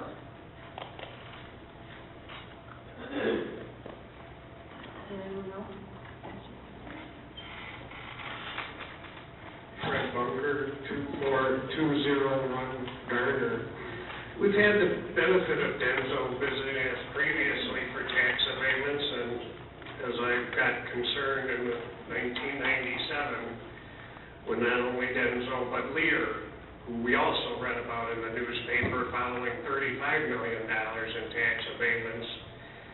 We're giving our city away. This repeated application for industrial facility exemption requires, as it did in '97, that the company be specific, and the actual date of completion of the entire project must be furnished to the State Tax Commission and the assessor within 30 days after completion of the project. They're giving us evidence here of what they plan to do. They've done that since '97, claiming at the end the profits will come. But each time, 7 or 8 years go by, they apply for another tax abatement, as they did in '05 of August, when this facility exemption was out. The SEV, there's many blanks in the application process, and Ms. Banks was the clerk who this letter from DENSO was addressed to, describing the property as contiguous to our existing industrial development district that was established August 18, 1997. When are they going to pay their fair share? That's all. You come compliment our character, and then you undermine our character by saying these losers, they've never opposed a tax abatement for DENSO. One guy has. 1 out of 7 doesn't cut it. And this DENSO, I love the company. I was proud to take care of their plants. In a bizarre situation, I visited their headquarters weekly. In the CEO's office, the orchids were changed regularly. Who put up the money? They didn't pay for those orchids. The citizens of Southfield, who now are obligated to pay 40% of tax revenue. Before Ms. Lawrence was elected, we paid 30%. The list of tax abatements prior to 2001 fit on a single page. It's all the tax abatements. Lear is on here 4 times. DENSO is on here once. 10 years later, Mr. Charette claims that Lear never got a tax abatement on this list of tax abatements, and DENSO is listed for a second time, promising 80 jobs. The fact that they're supposed to report, and I'll read it again, they're supposed to be contingent.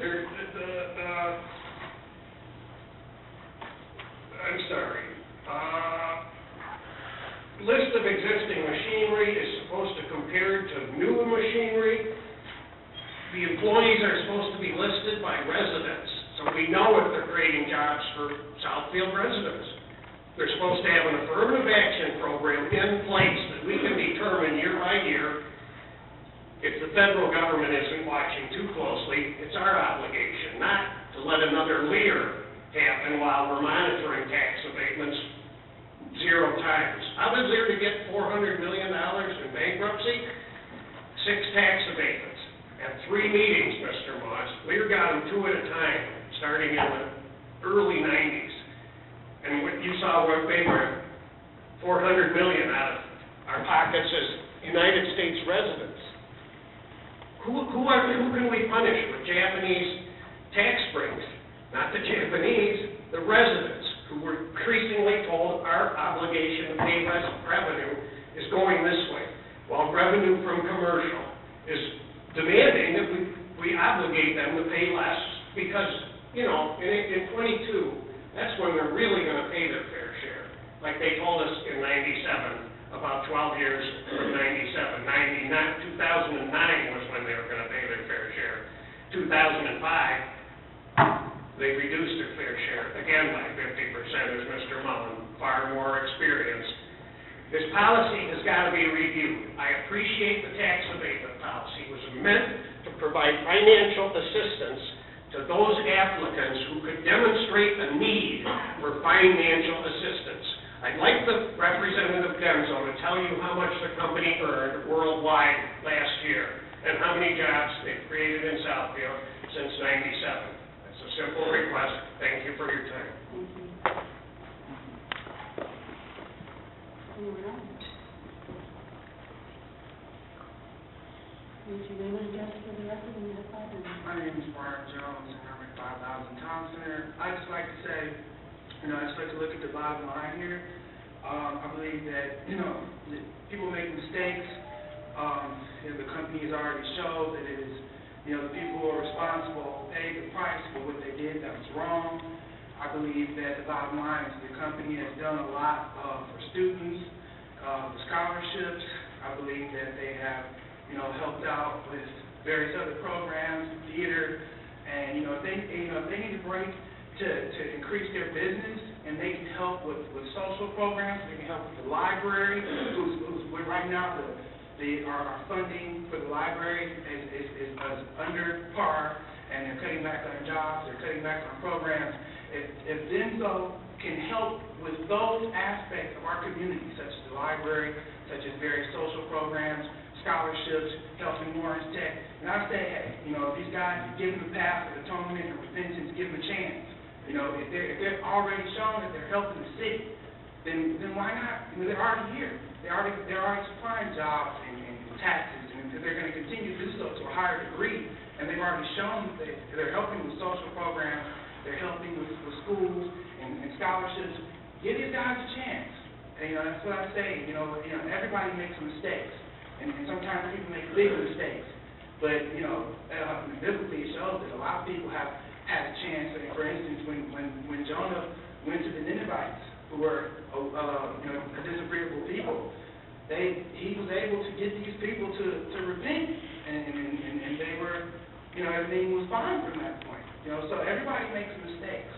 And if these guys here can help with the library, if they can help with the civic center and the programs here, if they're willing to get the money for that, then I think one hand should wash the other. If they can help us, then help them. That's my perspective. Okay. Thank you.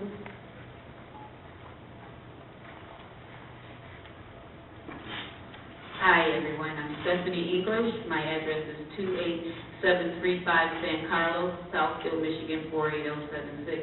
And he almost brought tears to my eyes. I love to actually come behind this young gentleman. I agree with him. We cannot hold every single administrator with DENSO accountable for any corporate sins. I usually try to come to the podium with logic, and I ask myself the question, because Councilman Cyber actually stimulated this at the October 15th meeting. Why does DENSO, why does any company need a break? I looked at it that the catalyst here is the OEM. Tier 1, Tier 2, they are squeezed because the OEMs require them as suppliers to always, reduce costs. And that's a huge driver in terms of them having to come to ask for any type of financial assistance from the city. I would fire any fiduciary team of my company if they were not trying to find a way to eradicate expenses, cut, or have any type of cost-contained program. So if this is within the legal opportunities that this company has, I would expect for them to go after it. If I were a chief officer, I would expect my team to always be evaluating that. I've talked to Terry Crows, I've talked to Fred Zorn. Shelley has given an excellent presentation, and DENSO themselves has given an excellent presentation. Numbers talk, the rest walk. They are making a $44 million investment. They're asking for technically a 4% break. This program, I've come to the podium to just try to help my co-residents who, may be against this, to just look at the bottom line. This is no different than a art band program where I buy the furniture now and my interest is deferred for 24 months. I still am going to have to pay that interest. In this case, when you're looking at the numbers, at the end of this program, we will be $1.38 million ahead. Now, all the rest of the information, I'm intelligent enough to digest it, I understand it. But for the simple terms, and for anyone that is out of the audience listening, basically, that's the bottom line. Where are we at now, and where will we be? If we are at one number now, and we are going to be $1.3 million ahead at the end of the program, then that is justification. That's justification to go forward and say yes. I do have concerns and respect for the other citizens, Mr. Bunker. everyone that, has opposition to DENSO based on their internal compass in terms of how they operated their business. But the young gentleman that spoke before me, we have to go forward with that. This entire team should not be atoning for the other corporate decisions. The best example that I have very quickly, Mr. Gibbs, Matthew Gibbs, who is the Deputy County Executive, really put this in good perspective October 15th. This is like a stock investment. We can consider our tier ones that we have here, Federal Mogul, Weir, DENSO, Comal, all of these companies are kind of like our stock portfolio. These are our investments. It's almost like buying a savings bond, and we know that in 10 years we're going to have quite a bit more value on that savings bond. I know that even Mr. Lance sometimes opposes it, but I'm just looking at that retaining this company in our city simply enriches our infrastructure. It's no different than if I live in a neighborhood and my neighbor forecloses on their home and that home has to be empty. You imagine DENSO, and they're not playing. Any company, when it's R&D, I'm familiar with the automotive industry, R&D can lift its operation and move it very simply and quickly. So imagine DENSO just leaving, packing up, and that building being empty. I'm just asking not only the council, but just the community support that this is a tool. It's a double-edged tool. But again, numbers talk, the rest walk. Where are we at now, and where will we be at the end of this program? We will be $1.38 million ahead going forward with the program. So I'm hoping that you do support it. Anyone else?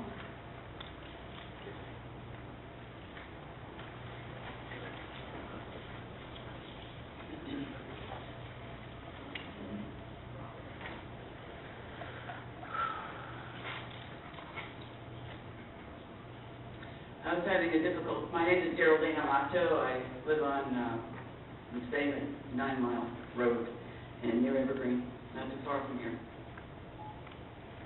I'm having a difficult time hearing the presentations. Only 4 people came through on this microphone. Voices need to be a little bit louder, I think, for us to follow what's really being said here. But I want to say that I can agree with those who have protested the dynamics of contract laws, what we're actually working under. But the fact is that the security of employees, as DENSO spokespeople referenced, has little to do with what's decided here. The wealth of this nation has been confiscated, and we are not being taught in the schools. I heard mention of educational institutions. The curriculums of our institutions are controlled by the same people who own the wealth of this nation. Some of us are allowed to have the illusion of prosperity because we have material possessions, but those possessions are not our own. They belong to those who have seized the wealth of this nation. I note, for example, that one statesman from the 1700s is greatly maligned in the mainstream press, I think, because the establishment do not want us to consider what has been said by him, namely Thomas Jefferson. But one of the things I remember him saying, something to the effect that the greatest dangers to liberty in this nation will be standing armies and private banks. And another saying, if we let private banks get control of our currency, first by inflation and then by deflation, the banks and the corporations that grow up around these banks will deprive us of all our property till we wake up homeless on this continent. We beg for jobs, and many of the agendas of these bodies of the municipal corporation has that argument. Mr. Charette, which refuted my argument that all of the agenda items are pre-approved by the establishment, the central establishment in Washington, D.C. I affirm that we are under a private commercial jurisdiction. Madam Chair. What they call is contract law. Speakers are supposed to be speaking directly to this public hearing. This is directly to this public hearing. I'd like to know how it ties to this public hearing. I am a member of the public, and I am expressing my views on the subject. The property DENSO taxes. public hearing is what you're supposed to be, Yeah, because you want to confine the agenda to the establishment. You are happy to be a mercenary, Councilman Frazier. Many of us are happy to be beggars, and others have already been cut off. If we continue doing things the way our absentee overlords dictate to us, without any resistance, more of us will wind up in the ranks of the homeless, without any possessions, divested of our property. We're already divested of ownership of our property, but we're not employing our property in a way, our resource is still in possession, in a way to change the course of history. And that goes for DENSO employees as well. They don't own DENSO Corporation. They're mercenaries for DENSO. You're mercenaries for the municipal corporation, which is not owned by the people of this area. It's owned by the central banksters that control the wealth of this nation. If there's not enough people of will and of courage to resist what's going on in this nation, we're going to have an economic collapse. And I will hold you responsible for doing nothing more than going along with the program. There has to be some courage left in this nation. I think it was wisely said. This nation will only remain the home of the free as long as it continues to be the home of the brave. We are losing our courage. We're trying to save our own careers, our own possessions that we don't even own. I shouldn't say own them. Some of us still have resources and property in possession. We don't own it. We need to face the reality of that. We're under a private commercial jurisdiction. I even heard the police chief say in his reference in his speech, the customer base. Now, years ago, if anyone referred to the people of the city as customers of government institutions, we would have been outraged. Today, we accept it. We are now customers of government. What kind of crazy stuff is that? We should realize that that means they're declaring to us, our masters are declaring to us, that we are mercenaries and we're also merchandise, because the fruits of our labor have been seized. The mother of all predatory lenders is the Federal Reserve Bank's the cartel. We're all scrambling for a living, including DENSO. Right now, they're essentially a prosperous corporation, but that can end in the not-too-distant future if we continue to play games by the globalist international economy. They're playing in a global economy. Your time is up. Oh, is it? Yes. Any questions? It hasn't been a pleasure being here. I'll say that much.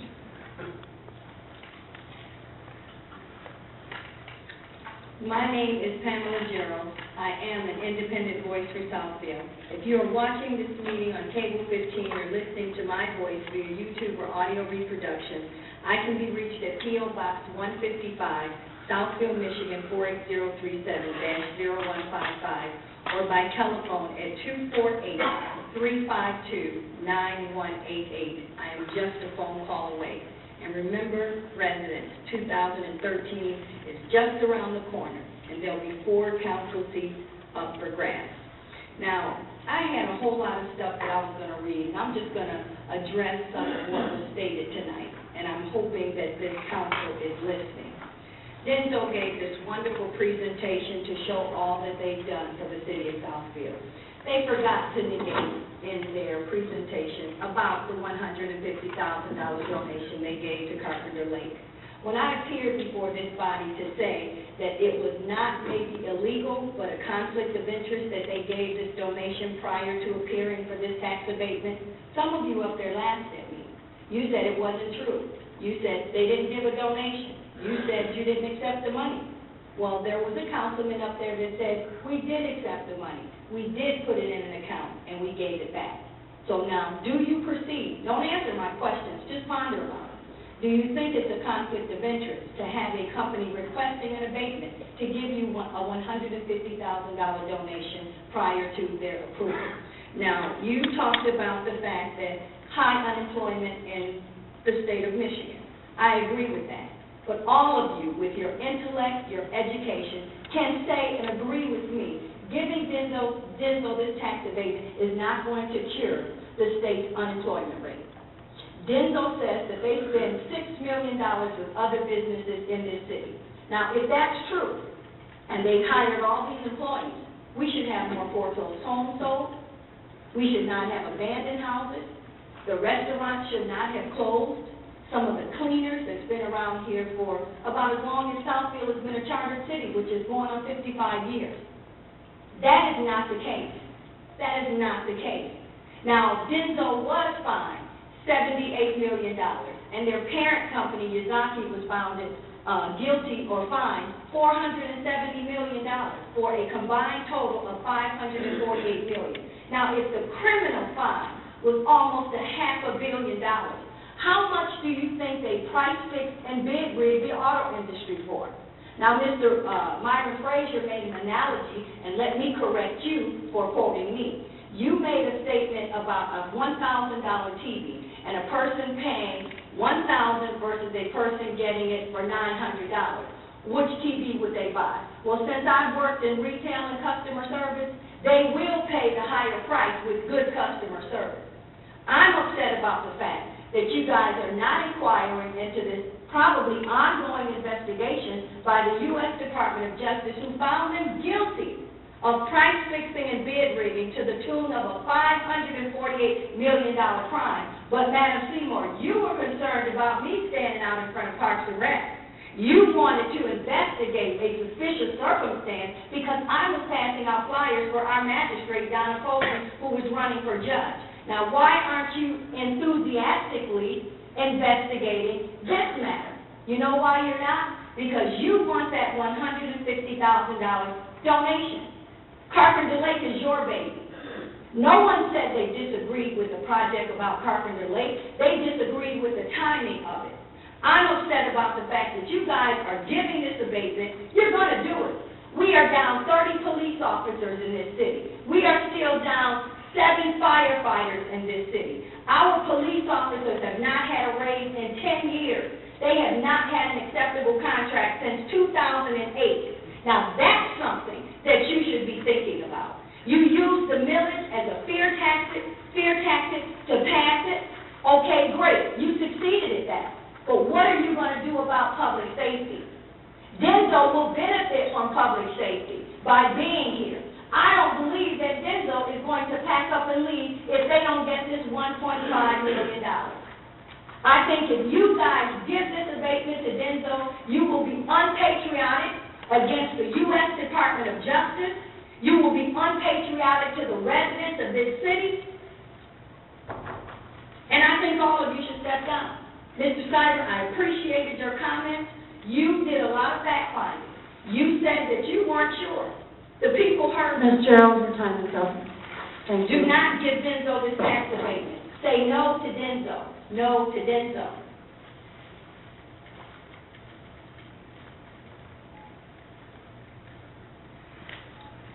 Anyone else? Seeing none, I declare the public hearing closed.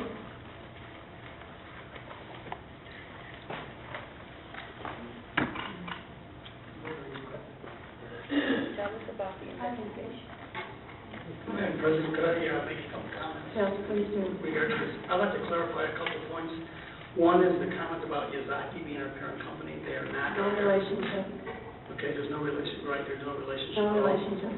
And also, as far as the antitrust compliance, I would like to state that DENSO International America, who the company I'm representing in Southfield, we are a wholly owned subsidiary of DENSO Corporation in Japan. On the January 30th, DENSO Corporation in Japan reached the agreement with the United States Justice Department related to the charges that are violating the antitrust laws. The fine of $78 million was paid by DENSO Corporation in Japan, not DENSO International America. And then on March 26th and April 26th, two associates from DENSO Corporation in Japan reached agreements with the Department of Justice to pay fines and serve sentences. Neither of these individuals ever worked in the United States or at DENSO International America. Finally, it's DENSO's policy to comply with all applicable antitrust laws. Since learning of the investigation in February of 2010, globally DENSO has taken various measures, including even more stringent compliance rules and enhance our compliance training to ensure that all employees comply with applicable antitrust laws. Finally, we're committed to compliance with all of the antitrust laws around the world and continue to give our full cooperation to the ongoing DOJ investigation of the automotive industry. As far as the property tax evaluation, we did not sue the city. It was a property tax evaluation that we came to the board with. And there was a question about how many jobs that we included since 1997. 1997, we had 280 jobs. We currently have 1,000, so it's an increase of over 695 jobs in that time period. Thank you. Thank you. Madam President, I'd like to ask a question. Yes, Mr. President. Just so there's no confusion, in your estimation, were the previous speakers' comments accurate or not? No, they weren't. Thank you. Were you able to ascertain the earnings last year for your company? Public record. You're You don't on. have the city He's on record. council secretary recording this tonight, and that's He's your on why. record. The reason the Mr. secretary... Bunker, you can't respond. You really Well, we cannot. changed the agenda. I didn't know if this was public hearing or... I announced site plan it. I review. know you do know because I announced it and I announced it. Well, I looked at the order. I was mistaken. But We I had don't understand a that mistake. recording this meeting if it's council secretary. It's being recorded electronically. Anyone, council? Madam Chair, Mr. Frazier, Mr. Cossi, I'm sorry. Madam Chair, DENSO is number 7 top taxpayer in this city. Almost 0.89% of all the city taxes. They have been here since 1987, and they have been a good citizen in every respect.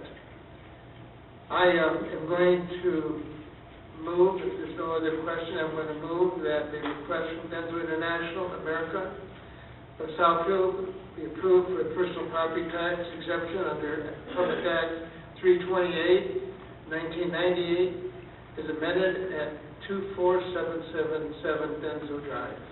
Support. Motion by Mr. Perkowski, supported by Mr. Frazier. Discussion, council. Mr. Bland? Yes, I apologize. All right. Now it's my turn. I'm going to read a couple of letters, and hopefully everybody listens carefully. I have a letter from the FBI, Federal Bureau of Investigation. DENSO Corporation executive agrees to plead guilty to automobile parts price fixing and bid rigging conspiracy. Executive agrees to serve 14 months in U.S. prison. This is a letter from U.S. Department of Justice in April 2012. Washington. An executive of Japanese-based DENSO Corporation has agreed to plead guilty to serve 14 months in a U.S. prison for his role in conspiracy to fix prices and rig bids for heated controller panels installed in U.S. cars, the Department of Justice announced today. According to the one-count felony charge filed today in U.S. District Court for the Eastern District of Michigan in Detroit, Makoto Hattori, along with conspirators, engaged in a conspiracy to rig bids for and to fix, stabilize, and maintain the prices of HCP sold to customers in the United States and elsewhere. HCPs are located in a center console of an automobile and control the temperature of the interior environment of the vehicle. Now you understand what that means. Price fixing merchandise. According to the charge, Hattori participated in the company from at least as early as July 2005 until at least July 2008. During the conspiracy, Hattori was an assistant manager in the Toyota sales division of DENSO from July 2005 until December 2006. and a manager in Toyota Division from December 2006 until at least July 2008. According to the plea agreement, which is subject to court approval, Hattori has agreed to serve 14 months in a U.S. prison and pay a $20,000 criminal fine, and to cooperate with the department's ongoing investigation. A little more. The Antitrust Division remains committed to hold executives accountable for engaging in illegal conduct and directly impact the pocketbooks of American consumers and businesses, said Acting Assistant Attorney General Shari Posen, in charge of the Department of Justice Antitrust Division. Criminal antitrust enforcement remains a top priority, and the division will continue to work with the FBI on the law enforcement counterparts to root out this kind of, well, behavior. Now, this is interesting. An executive with Southfield-based DENSO has agreed to plead guilty to automobile part price fixing and bid rigging conspiracy charges, the U.S. Department of Justice announced Thursday. Accused of engaging in a conspiracy to rig bids to and to fix, stabilize, and maintain the prices of heater-controlled parts installed in U.S. cars. Hattori will serve 14 months in prison as part of the plea deal of officials announced. Hattori was DENSO's assistant manager in the Toyota sales division from July 2005 to December 2006, when he was promoted to manager. He held that title until at least July 2008, according to a press release from the U.S. Department of Justice. Hattori and conspirators held conversations and meeting during which they agreed to allow the supply of parts on a model-by-model basis and to coordinate price adjustments requested by an automobile manufacturer. Now, this embraced most of our automobile manufacturers, so they all knew they were buying price-fixed merchandise. The parts were sold at non-competitive prices, according to the release. 9 people and 5 companies have been charged in an ongoing investigation into price fixing and bid rigging in the automobile parts industry, according to the Department of Justice. DENSO has pleaded guilty and have been sentenced to pay more than $748 million in fines, officials said. 7 individuals from some different companies and DENSO have been sentenced to fines and jail sentences. Hattori and some other gentlemen are awaiting sentencing following guilty pleas. Hattori faces a maximum sentence of 10 years in prison and $1 million fine. Personally, under the Sherman Act, his plea deal is subject to a court approval. The Antitrust Division remains committed to holding executives accountable for engaging in illegal conduct and daily impact in the pocketbook of American consumers and businesses. Acting Assistant General Posen, in charge of the Department of Justice Anti-Division, stated in a press release. Now, I can go on reading a half a dozen letters. They committed a felony, the criminal behavior. They were fined, I have other prices, they were fined $400 million, $700 million, $75 million, millions and millions and millions of dollars, and they hurt tens of thousands of people. They overpaid for their automobiles from 2005 to today. Now, DENSO gives a lot of charity, but they take back more. They take back more than they give. Very charitable company. Now, According to court documents, Hattori and co-conspirators carried out the conspiracy by agreeing during meetings and conversations to allocate the supply of HCP, the merchandise they manufactured that they sold to the car dealer, to the car manufacturers. And of course, DENSO was named, and a couple more Japanese companies are named, and a total of $748 million in criminal fines were given to DENSO and the other companies. Hattori is charged with price fixing in violation of the Sherman Act, which carries a maximum sentence of 10 years in prison.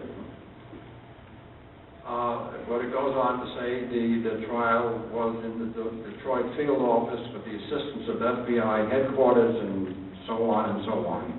But this was criminal behavior from way back, 10 years, 15 years, I don't know. I say all the millions and millions of dollars that they find them should go to the people who purchased automobiles then. But the government is keeping that money. There is the giving and taking also. But that doesn't mean too much. The auto price fixing fraud was huge, but not like this. It is tremendous, and it's a felony. And I think by law, where do you see the felons in jail? They come out and they get money from the cities. Are they entitled to get money to go into business? They're felons. They committed crimes. And DENSO in the city of Southfield was one of the contributors to that. Now you want a tax abatement. Not with my vote. And I don't think the city, a sovereign city of Southfield, should engage or should condone the behavior of a company that price fixed merchandise and increase the prices to the people. How can you do it? How can the city do it? Sure, they promise jobs and everything. Everything is rosy. Everything you say is beautiful. But you're felons. You committed a criminal act. Shall we forget it? I think the state maybe wants to, the county wants to, the city wants to. I don't want to. I'm not an attorney. I'm a citizen. I don't believe in crime. So, council, I urge you to think twice.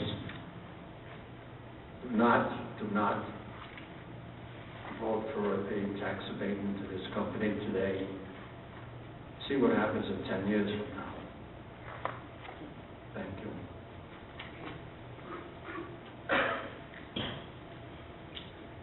Anyone else? Yeah, Madam President. Mr. Moss? I think we've addressed the issue that DENSO overseas got itself wrapped up into pretty thoroughly. But I think this provides us an opportunity to kind of more talk about some of the other things that have been discussed at this meeting with regards to the idea of tax abatements. And for me in particular, I think we take for granted that, we so easily know the complicated process of how things get to this point in the meeting, that it's almost important to discuss how we got here to begin with. For the residents at home, I mean, we might be the lowest rated program in town right now with the debate going on, but for when it airs on repeat, I think we need to make sure how we address how we got to where we are right now to this coming before the City Council. So nothing comes to us at this point without a lot of vetting from city staff, without a lot of vetting from council committees, from committee of the whole meetings. And there are 5 standing committees, of which each has 3 council members. Tax abatements go before the finance committee, and they give a consensus to go ahead to the next step, which is the committee of the whole meeting, which is a committee that we all sit on, and in the weeks between a televised council meeting, we debate this. We talk about this heavily. So we talked about this issue at the October 15th meeting last week. And we talked about the city's tax abatement policies, and in specific this DENSO request for 3 hours on tax abatements. And I was very clear at that meeting that I thought that the idea of tax abatements, of course, is a race to the bottom. And I think the clearest example was the CBS radio abatement that we granted last month, whereas they merged the facilities from Farmington Hills and Ferndale into a location in Southfield with an abatement granted. And the only reason that building was vacant in Southfield was because Panasonic moved out of Southfield to Farmington Hills because they got a tax abatement there. So the idea of tax abatement, yes, it hits cities against each other, basically on a race to the bottom. So I asked Shelley Freeman, who is head of business development in the city, at that meeting, where does Southfield stand in all this? What are the hard measures from preventing us from losing that race to the bottom? And what are the standards for abatements in Southfield? And one important thing to note is that has been overlooked in this entire discussion from when I was elected to council and probably before. And maybe Shelley, Ms. Freeman can expand on it. And that not every request for an abatement even makes it to a council committee meeting. The city puts up internal roadblocks, waves red flags to companies so that they know what we can and cannot offer, what we can do and cannot do to work with them to move an abatement request forward in the process. So when we lose a company to another city, if they had their own abatement offer, or when business development presents an abatement proposal to the city, it's because it works with our internal formula. It works to the economic benefit of the city in the economic circumstances that we face today, and it's a detailed process before it meets with final approval. So another important piece to that meeting that we had last week in the study session is that we were presented hard numbers on all active abatements in the city. And in total, in active projects, we have abated $615,055 in taxes on active projects, but are still receiving from those projects $2.8 million in taxes, which works out, I was doing math during the meeting, to an 82% collected, 18% abated formula for active projects. So I asked Ms. Freeman now, what I asked her at that meeting, does that ratio keep us competitive with other cities? Maybe explain that a little bit, but that is the norm. That is how we have to compete now against other cities. Mr. Moss, you did a wonderful job of explaining what we do go through. We do have numerous conversations with the companies. We meet with representatives with the Michigan Economic Development Corporation in Oakland County. Many of these projects, as you stated, we have numerous conversations trying to work out the best deal for these companies to encourage them to stay or to grow in the city of Southfield. I do want to just add one thing, that this project is likely to receive incentives from the state of Michigan, and our assistance would be considered a match to their assistance that they're willing to offer, and that is one of the requirements of receiving assistance from the state. And so, the community will have to put forward some sort of incentive, and we have had numerous discussions with DENSO.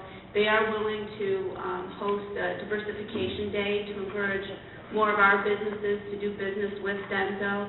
As well, another issue that we've talked about is the unemployment in the community. They are willing to host a career fair at their location to highlight jobs that would be available to residents throughout Oakland County, but specifically to the city of Southfield.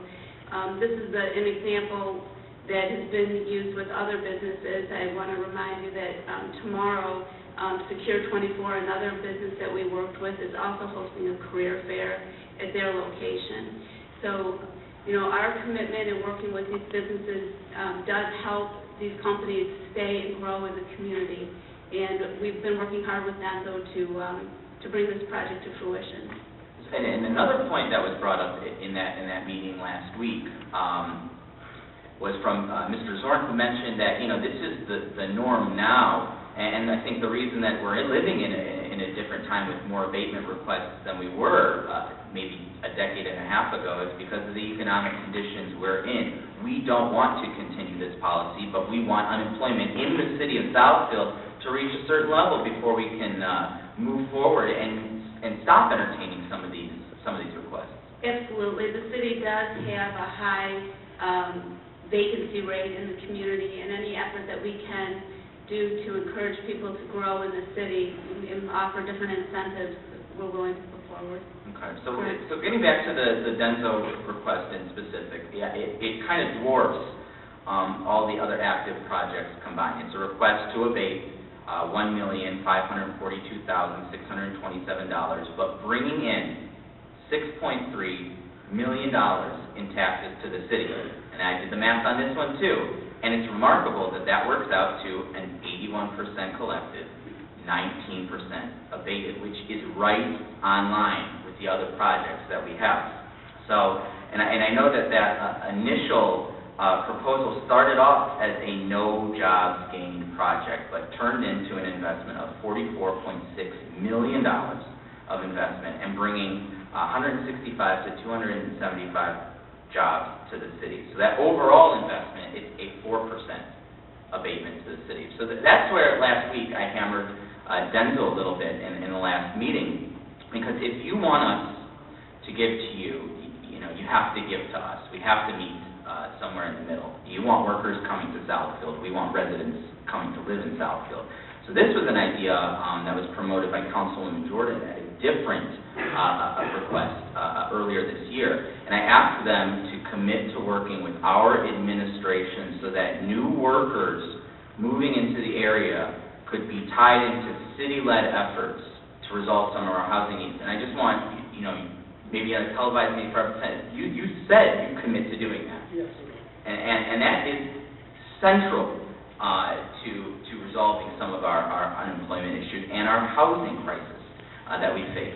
And another thing I pushed for was a committed partnership, continued partnership with Lawrence Tech. We all were recently at Lawrence Tech for the inauguration of its new president, and I was talking with some of the students who opened up, and they were happy to be Southfield residents. They really do love the amenities that the city provides. They love its location. But one thing that I have a concern about is that they will be 4-year residents or 5-year residents, happy temporary residents, and then they'll leave once they earn their engineering degree and going elsewhere. But these Lawrence Tech students are the easiest population to convince to live in Southfield permanently. They know Southfield. They like Southfield. So if we can keep happy temporary Southfield residents and make them happy permanent Southfield residents, we win. We add to the happy 72,000 residents that live here, and we grow our tax base here in Southfield. So I was wondering if we could expand a little bit upon that from the representatives from DENSO to talk more about that partnership between Lawrence Tech and DENSO.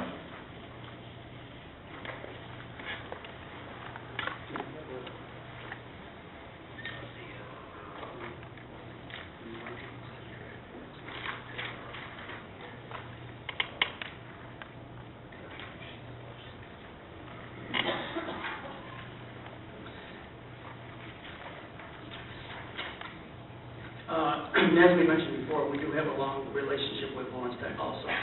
Just to give you an idea, we have currently 50 graduates from Lawrence Tech currently work at DENSO, and in addition to that, we have 15 co-ops currently employed from that. And then over the estimated total giving to Southfield and the surrounding communities since 1997 was $703,000. And for Lawrence Tech, it was $276,000 for the student education products, automotive engineers, SAE teams, and the RoboFest middle school, in addition to other activities we've done with them. Okay, great. And the last thing that this proposal does have going for it is the $6 million a year that DENSO continues to spend on local Southfield businesses. That's shopping, that's eating, that's commerce to local Southfield businesses, and that has a hard number to it, $6 million a year. That's important. So you have to weigh the pros and the cons to each abatement request that makes it to this point in the process. And if it was a bad deal for the city, it probably wouldn't have made it here to this point. There are a lot of hurdles that have to be cleared before we really discuss it. So I just want the residents at home, we've spent hours over this proposal. This is a labor of hard work to see, does this make an economic benefit? Does it make economic sense to the city? We're not wanting to go broke as a city over something like this. So yes, in theory, tax abatements are a race to the bottom, but in practice, we don't have a choice but to compete. We can't afford to be the only city that doesn't respond to these requests. To the residents who spoke out against abatements, I would even say we're not even the lobbying body that can address getting rid of tax abatements. It would have to be the state that could prevent the process from hitting cities against each other. So even beyond that, we're not even competing only with our neighbors, we're competing nationally. CFI abatement that came before us, we were competing against Las Vegas, Nevada, and we brought jobs to the city. And it's been said here, if we refuse this project, jobs are going to Tennessee. So for a project that is in line with our city's abatement formula, that invests $44.6 million in Southfield, that continually supports Southfield businesses to the tune of $6 million a year, that will bring up to 275 jobs to Southfield, and is committed to seeking ways to grow our population base. We have to take this seriously, and I support it. Thank you, Mr. Moss. Mr. Fletcher? Yeah, I'd like to ask Mr. Zorn a question.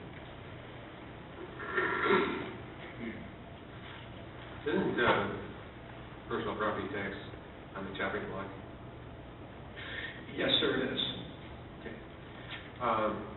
Thank you. This may very well be an academic question, or an academic exercise that we're going through, and any action that we take may be almost like rearranging the deck chairs on the Titanic, because it's my understanding that the state Senate has already passed a bill to eliminate a personal property tax. And when I called our representative's office, I was told that it's most likely that after the election, the House will also take up that bill and pass the elimination of personal property tax. If both of those do that, our current governor will most likely sign that bill and turn it into a law, which means that we will not be having this argument any longer, because personal property taxes will be a memory. My problem is our legislature has not come up with a viable alternative for replacing the personal property tax, which means that the $1.3 million that we're going to be ahead comes down the road, we won't be ahead.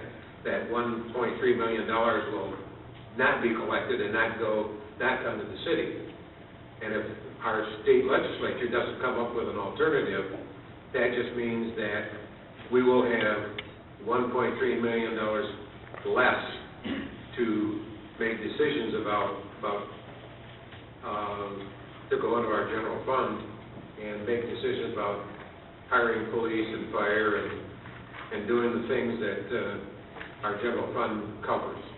So whether or not we give this tax abatement this evening, it may be just until the end of the year, that it's in effect, because if the governor signs, if the House of Representatives passes the bill and it goes to the governor and it signs, what we're doing tonight will not mean anything. But for a year. But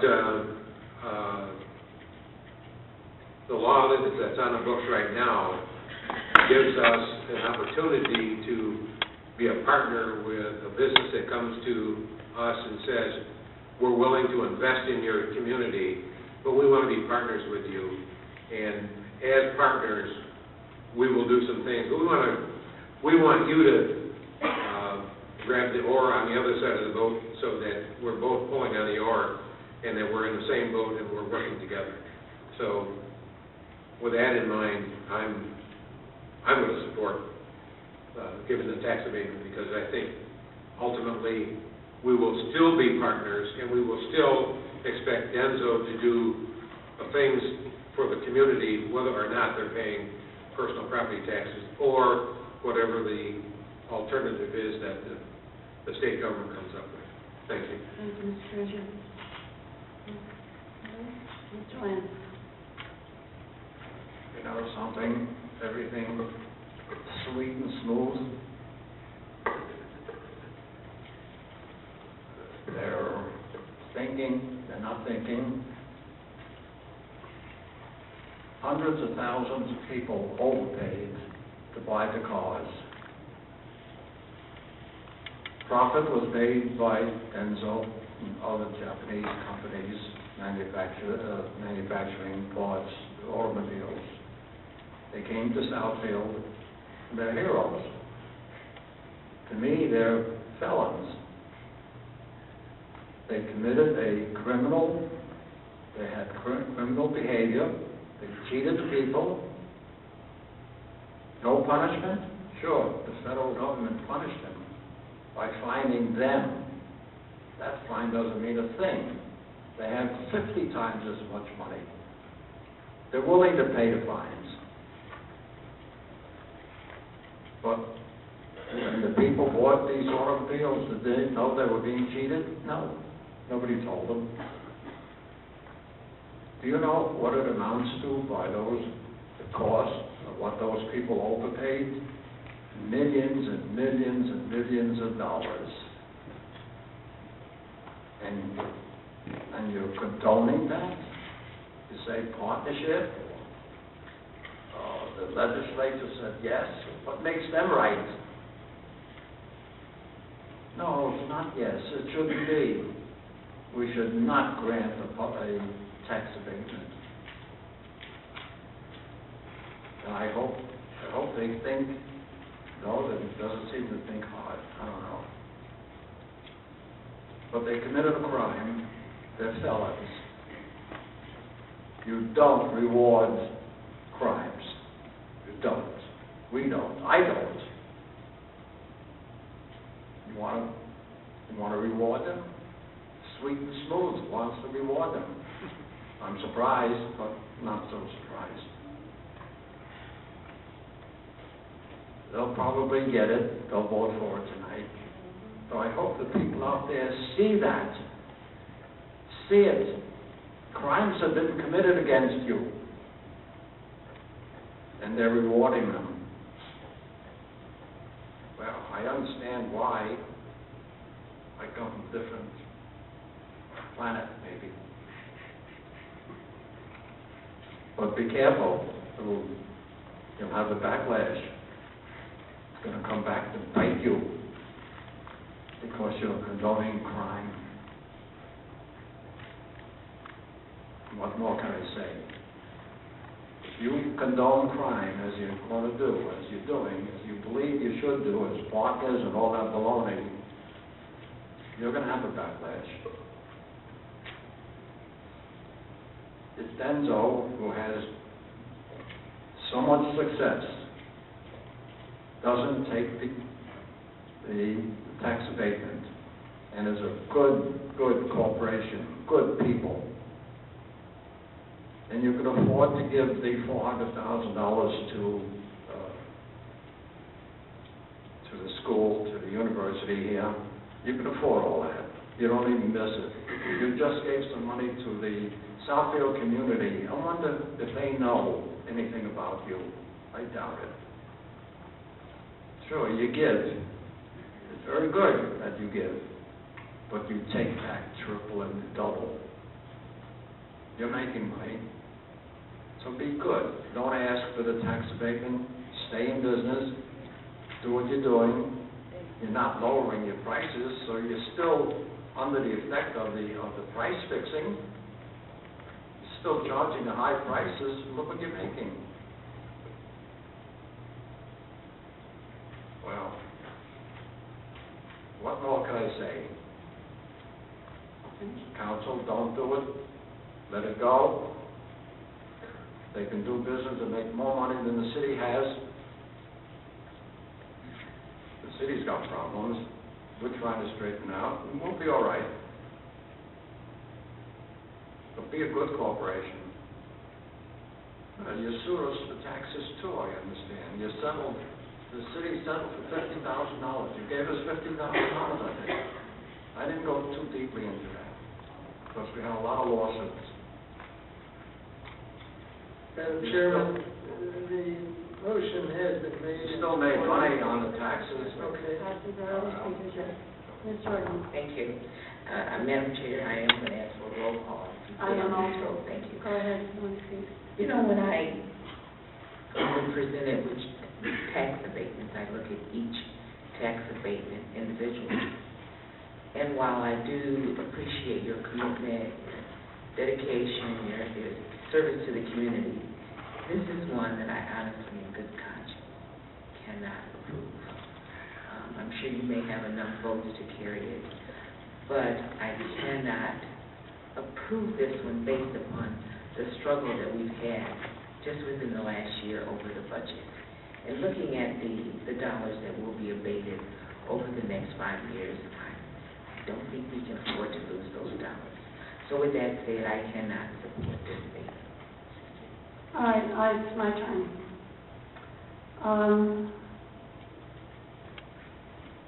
The things that I've heard here this evening, I find difficult to understand that people don't understand. The taxes that are being abated are not current taxes.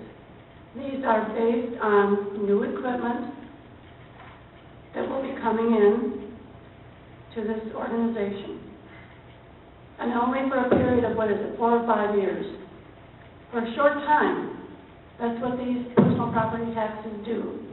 And I'm saying this for the benefit of the listening audience, because I think a lot of things have been said here tonight that just are not only not appropriate, but not true. The U.S. Justice Department is the organization that is responsible for investigating these kinds of situations. They have done that. They don't fall down on their job. They know what they're doing. They're well-manned. They're well-staffed. They took appropriate action. Unfortunately, and I apologize to you because you had to sit here and listen to people practically call you criminals, and I know you're not that. And this really upsets me. This is a very good company, a very good corporate citizen. No one in this organization was involved or charged. This happened in another country, and other auto suppliers were involved. And I've been in the auto supplier industry for 35 years.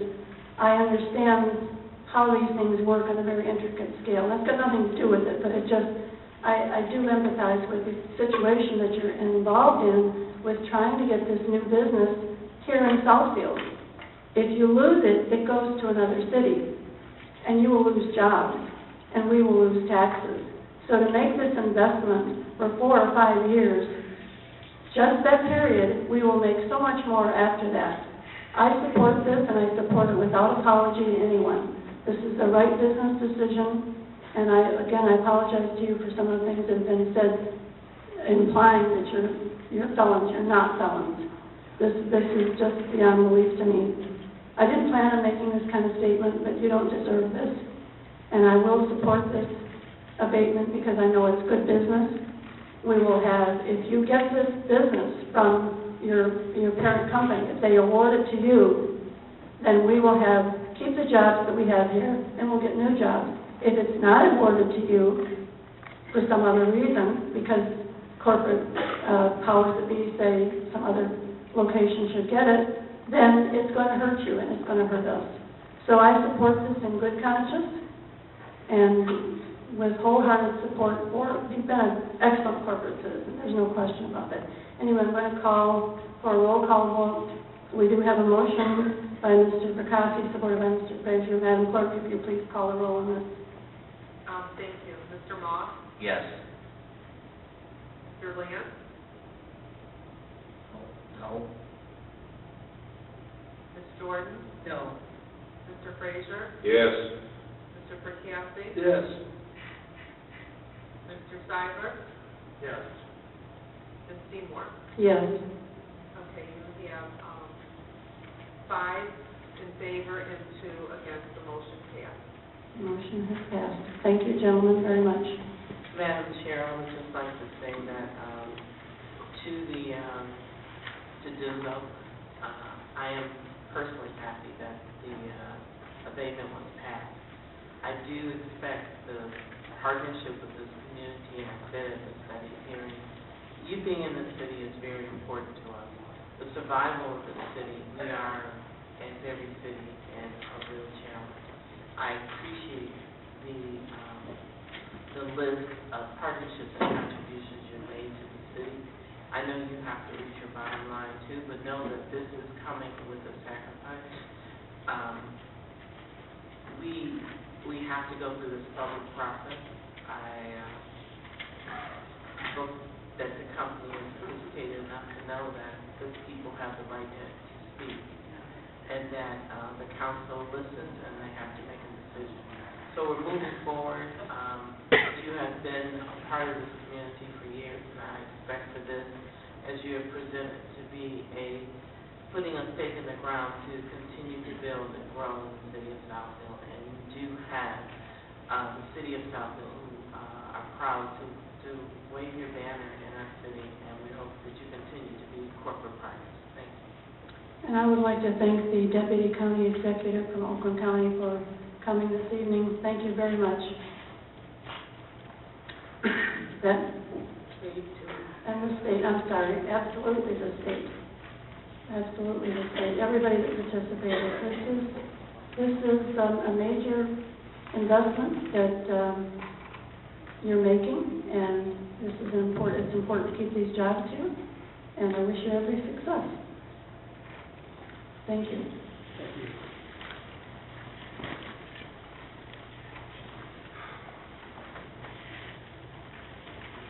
I'd like to thank the residents for coming out as well and giving your comments. Thank you. Thank you, Ms. Jordan.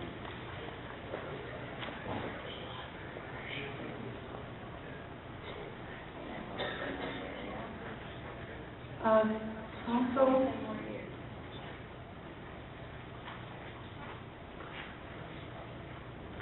we have to select delegates, voting delegates. You're right, let's do that first. Let's take communications first. We've got a messed up agenda here. Let's do communications. The first request is, I have Mr. Gerard Mullins.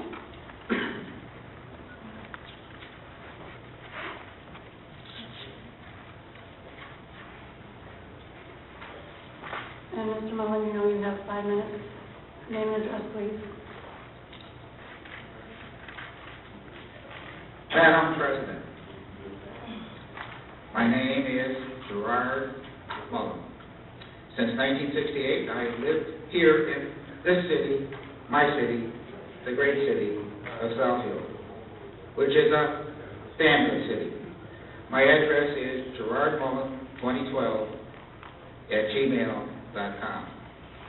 Tonight, I am not here at this time to talk about those nice guys at DENSO, Council's favorite corporate criminal, and Southfield's best-known felon, and the city's #1 tax avoider. Instead, I'm here tonight, at this time, to make the following suggestion to Council. That's you folks. In order to encourage greater citizens' participation in Southfield city government, I propose that Council award an annual prize to the person who makes the most appearances at the Council meetings during the communications portion of the agenda. The prize would be that the winner would have their picture, a full-page photo, published on the front cover of the Southfield City calendar, reenacting one of their performances before Council.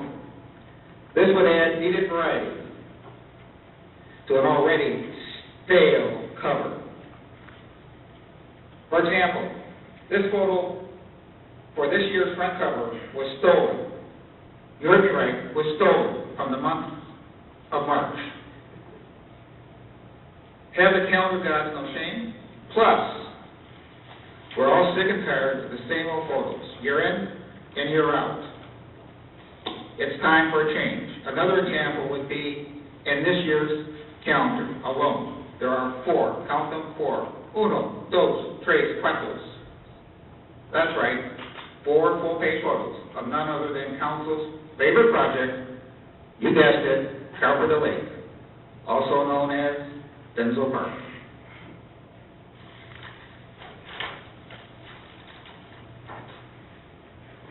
Thank you, Mr. Malone. Mrs. Amato, Gerald Amato.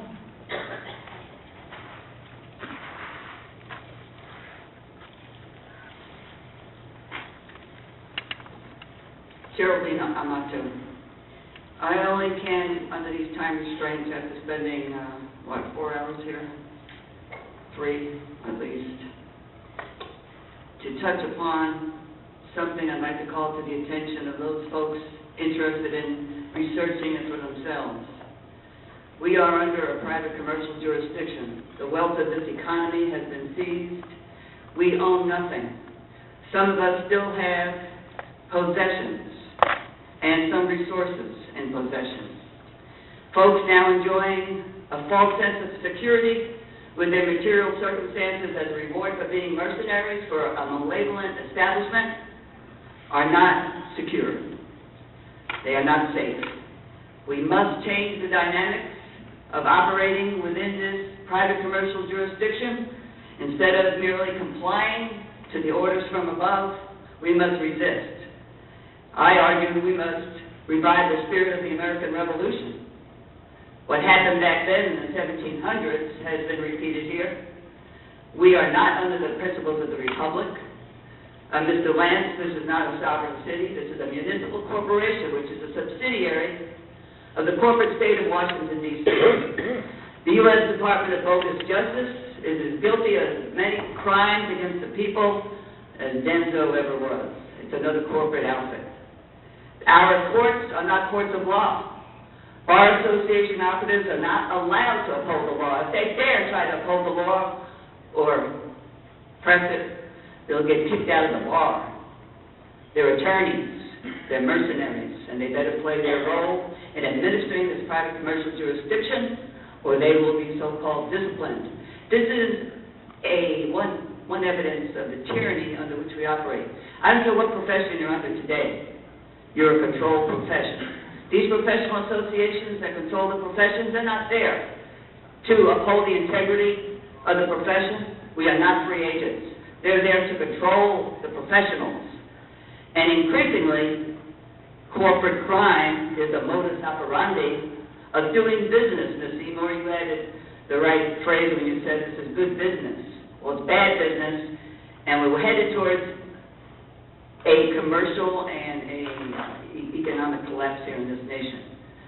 The growing ranks of the homeless and the unemployed are not going to change with the mouthpiece in the presidential White House or any other mouthpiece in any other controlled bureaucracy.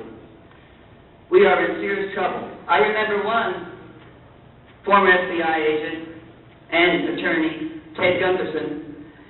He summed it up and he said, "The Luciferians work from behind the scenes. They keep their true purposes secret. Even from the vast majority of people, they deceive into doing their will and working out their secret plans." Mr. Moss, res idents. Res is a Latin word that means thing. Ident is a contraction of identified. We have things identified on this reservation. We are not free agents. This is not a free nation. All these platitudes and this thing we do at the beginning of these meetings is exemplary. We're pledging allegiance to a flag. If you look at the Declaration of Independence, it ended with, we mutually pledge to each other our lives, what fortunes we have, and our sacred honor. We need to revive such sentiments today. We are separate from each other. We are in competition with each other for a cut of the action. the action that our masters permit us to have. This city will not be financially, you know the word I'm talking about, but you think about, back in the early 90s, a friend of mine who subscribed to a newsletter called the JCFO, the Jews for the Preservation of Firearms Ownership out of Milwaukee, Wisconsin. They documented that genocides in previous nations always was a consequence or followed gun control. When we have someone with a so-called, they call it an assault rifle, kill a handful of people, they splash that in the press for days and months. And yet, there's more people killed on the highways. They say that 30,000 people killed a year, 2 million maimed and crippled. That doesn't get the same kind of press coverage. They're not talking about doing background checks on people before they get their driver's licenses. That's just one example of the confidence games that are played. Ms. Amato, your 5 minutes is up. The Star of David Ms. Amato, and 5 the minutes is insignia up. of the Freemasons are the same overlapping triangles. These are secret brotherhoods Ms. that have a Amato. lot of control in our society, and we need to stop them. Any questions? Yes, Ms. Amato, I've been here, you deliberately put public comments at the end of the agenda so that hopefully for attrition that people would leave before they got to speak, and then for 5 minutes you want to cut it short because it's too much time to give us. This is You went on and on at and the on end of the about- agenda. Yes. You can go home anytime you want, we still have to stay. Yeah, you get paid to stay, you get rewards and kickbacks. I don't get any of those. I came here to try to raise an alarm. There's something seriously wrong in this nation. Some of us are going to have to address it. And call the cops on me. The next speaker request is Ms. Pam Gerald. Pamela Gerald.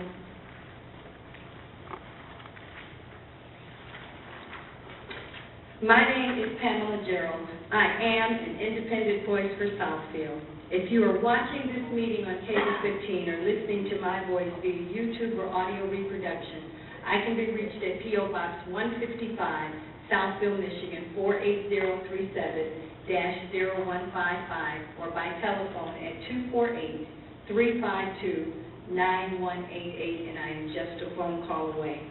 Remember, residents, 2013 is just around the corner. There will be 4 council seats up for grabs. In May of 2011, the residents overwhelmingly approved a 4.9183 public safety millage. The millage was approved because this council invoked fear into our residents, saying that if the millage didn't pass, we would lay off half of our police and fire. We truthfully needed the millage to avoid going into receivership, i.e. dealing with the emergency financial manager like Flint and Pontiac and other cities that have had to deal with that position. Councilman Moss, I didn't know how smart you were in math, so I'm going to give you a challenge tonight, respectfully. Please use your brilliance and tell me or explain mathematically what number or percentage of money is needed to solve the police arbitration. The police have a right to have a contract that they haven't had since 2008. They have a right to a raise that they haven't had in 10 years. So if all of you can use your math expertise, and I mean you no respect, I truly adore you, and I think you have a lot of energy and enthusiasm, and that's good for this council right now. But I would like for you to do that same brilliance with your math and say how we can put those figures in motion and give our police what they deserve. I would like for you to use those same figures in your mathematical whiz or your ability and say how we can generate some cash to get the 7 firefighters. Now, if we're saving DENSO $1.5 million on their $44 million investment, how many police do you think we could have hired with that money? $2 million brought in 4 firefighters. So I think we could have brought in maybe 4, 5 police officers. You know, we are down 30 police officers. We have 2 cadets that are trained, that have been cadets for over 3 years. So really, we need another 28 police officers. How do we get them? Now, DENSO is going to be great corporate citizens. Shouldn't they pay like a special assessment, like the city advisory tenants? And couldn't that be used towards hiring some police and fire? You know, there was a store called Joshua Door, and it had a commercial like, we've got an uncle in the furniture business, Joshua Door. We're turning into furniture people. We're giving them a personal property abatement on their internet server, on their furniture, on their fixtures and equipment, all under the auspices that DENSO needs to be competitive, okay? They're a billion-dollar company. As Mr. Lance indicated, and I don't agree with him, but he's the best provocateur I know, I agree tonight. They overcharge the industry. They price fixed and bid rigged. So now, if they can do that to the auto industry, can't we do it to them? Can't we inflate the price of the furniture and sell it to them? I mean, if we're just going to be in the business, I'm not trying to make a big deal, just want to put that out there for you to think about. Police need a contract, they need a raise. These unions that have taken concessions, including the fire department, you guys need to restore their pay. If we still got the money to give out tax abatements, we can restore and make our city employees whole. Ms. Jordan, I don't always agree with you, but tonight, you are the most popular female in the room because you said no to that tax abatement. Mr. Charette, I want to compliment you for what you did last week on October the 15th by appointing 2 permanent chiefs, police and fire. I think that you brought some much-needed healing to this city. I think that it was huge and historic. And council, if you take the chains off of Mr. Charette, what he did last week shows what he can do as a leader in this city. If you guys are going to keep him chained and bound, maybe we need to explore the option of having a strong mayor so that you guys won't be, and tonight that's excluding you, Ms. Jordan, and excluding you, Mr. Lance. But maybe the rest of the council that sees fit to give DENSO a tax abatement that we can't afford, maybe we need to have a strong mayor. And I think if we had a strong mayor, maybe you would have reconsidered that tax abatement. I'm not sure. But what I want to say to this council is, a lot of times you come in and you vote on these projects, and you have not read these packets. Read these packets, vote accordingly, and people remember there is an election next year, and it's time for a change in Southfield. Madam President, I don't want to get into an engagement, but Ms. Gerald knows exactly where I'm going to go, in that we had a presentation before the Neighborhood Services Committee, which Ms. Gerald attended, in which Chief Hawkins detailed that crime in the city of Southfield is declining across the board. And all a resident has to do is rewind to the very beginning of this meeting when we appointed our 2 chiefs who said that we have the best fire department and the best police department in the state. And we are not under threat of emergency management whatsoever. Thank you, Mr. Moss. I was going to add that. The viewing public needs to know that we were never under threat of an emergency manager. The next request is from Mr. Jeanette, or Ms., I'm not sure, Peter Ford.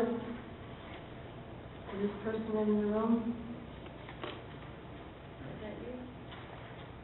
There's a note down here that says I can't appoint my meeting for tonight. Is that so she could be here? I don't know. 15 was here earlier. She was, all right. That was from the 15th. The next, are you here? Mr. Sheriff, I might. With regard to Ms. Gerald's reference to receivership and relating it to the election, the village election that we had, it was never about receivership. What we had is we had a financial plan.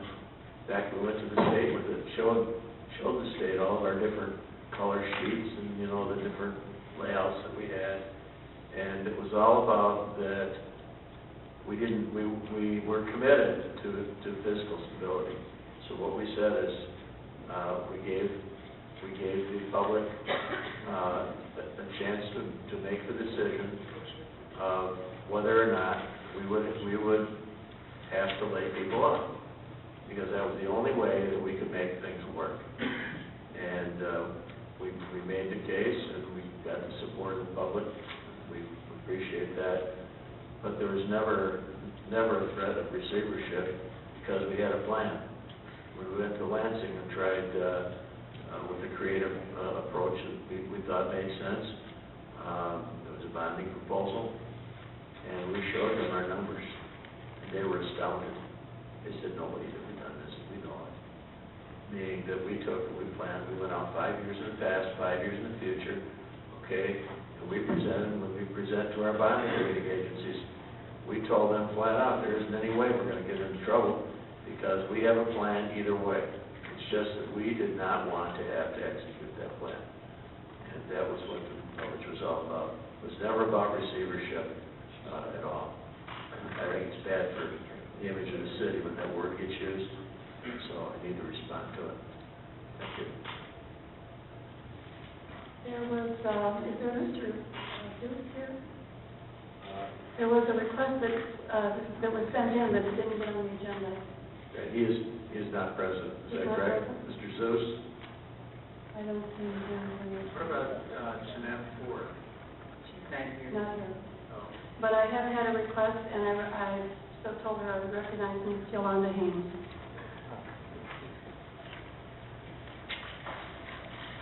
Good evening. My name is Yolanda Haynes. I reside at 24501 DENSO in Southfield. I'm coming before you today to relay my disappointment in a program that the city has for youth. It was called the Police Explorers Program. I have a 16-year-old daughter that started the program when she was 15, and some of her friends as well, and she also tried to recruit some other young people for the program. I understand the program was in existence for quite some time in the city. There are some kids that have been involved in the program for several years. They learn different tactics. They compete with other cities. They go to Lansing. They learn basically what the police do, their job. And there's also opportunity for scholarships, and not only that, as a result of the children being in the program, there are good referrals that can be made, and they also have good contacts and good relationships with the police department. I learned about the program because I brought another young man to the program, and I thought they didn't take girls for some reason, and there was a young lady in the program. My daughter asked me about it, and she was excited to become a part of the program last year. And as a result of her being in that program, she has met state troopers. She's built some relationships with the police officers in the city, and she now wants to be in the law enforcement field. Sometime this year, before this past summer, she told me that the program was going to end. And I said, well, what's being done about it? She said, well, they would get back with us and let us know what they're going to do. I said, well, speaking from experience, when people tell you things like that, usually it's already a decision made, and by the time you all do anything, it's going to be too late. They were supposed to appear before you all and talk. I don't know what happened with that, and I was going to do something, but she said, well, Mom, I think you should wait, which was a little difficult for me, as you well know. But I did wait, and to the demise, the program was canceled and dissolved. Now, she was referred to another program in another city, and we had to go to that program because she really wanted to be involved in the program. She was very disappointed. Now, I went with her to the open house of the program, and I was embarrassed because I was asked by one of the people at the program, I can't believe that your city would dissolve a program like this. It's not that it's a lot of money. And I can't believe that you all, did they give you a reason? Why would they close this program? I said, well, not only was I not given a reason, I as a parent was not contacted. I was never told. It was just my daughter being told. Now, it's my understanding that the program is something to the tune of $4,000, which maybe to the city of Rowley is a lot of money, but being in organizations that I volunteer for, $4,000 is not a lot of money. And had I known about it, I would have done my best to raise $4,000 and then some. Now, the program that she's involved in now is in Madison Heights. So on Monday evenings would have been the day, but I dropped off early and got somebody else to pick her up. She's at this program pretty much every Monday. Now I have to leave my city and go to Madison Heights for my daughter to be in a program that was once here. And I'm very disappointed by that. Now, my gut tells me, just like, okay, well, who did this? And, you know, why wouldn't they let the parents know? Why didn't they give us a chance to find out about this? You know, the thing that really bothers me about it is because I keep hearing all this passion for children and all this passion that we want to help the kids. And, you know, this is a program that helps children on the right side. You just can't get in this program. If you have any prior problems, you're not allowed in this program. And these are for kids that want to do well. And I'm just going to put it like this. How dare they get rid of a program like this that's to the tune of $4,000? Now, I don't know all the ins and outs of it, but I understand what there's a citizen program. Well, that's for adults. We need to maintain programs here for children. We need to be given an opportunity to raise money or do something to help these. And there are other programs. My daughter went to the League of Cities. We have no representation here in the city of Southfield for that same program that they have youth involved in. You know, and this is sad. I volunteer my time. I'm sure there'll be other people that are willing to volunteer their time. And mind you, I know that we have trouble with some kids here, but like my daughter tells me, Mom, not all the kids are bad. And with your mom, you're an educator, you're raising your children to do the right things. You want to stay in your city to do programs for your children. I am tired of leaving my city to do some of the programs that I have to do for my children. And I'm disappointed that this was a good program that is now dismantled, and I have to drive every Monday to Madison Heights. And I spend 3 hours there where I go, like I said before, to the surrounding areas till I can pick my daughter up. I have to be there when she walks out. And I was very embarrassed when that man told me that. And they were kind of puzzled to see that Southfield resolved the program, and so was I. Now, I'm not pointing any fingers. I just want to relay my disappointment, and maybe you all can do something about it. I don't know, but I don't know what you know about it, what power you have, but this represents our city. My daughter represents the youth in the city. As you well know, I teach my kids to volunteer, to work, to support the city, and I don't know, you're going to talk about coming back to the city when they go off to college and things, but think about it, give some kids some reason to come back or to even stay. The person I would like you to talk to is standing like back of the wall there, that's our new police chief. I want to find out about this too, but I would start with him if you don't mind. You've informed us, we're aware, we'll look into it, but if you'd like to go back there and have a conversation with him, I'm sure he'd be happy to tell you what he knows and see what we can do. Take the program back. Now we're talking. I know, but we need to look into this. I'm just suggesting you have a conversation with him.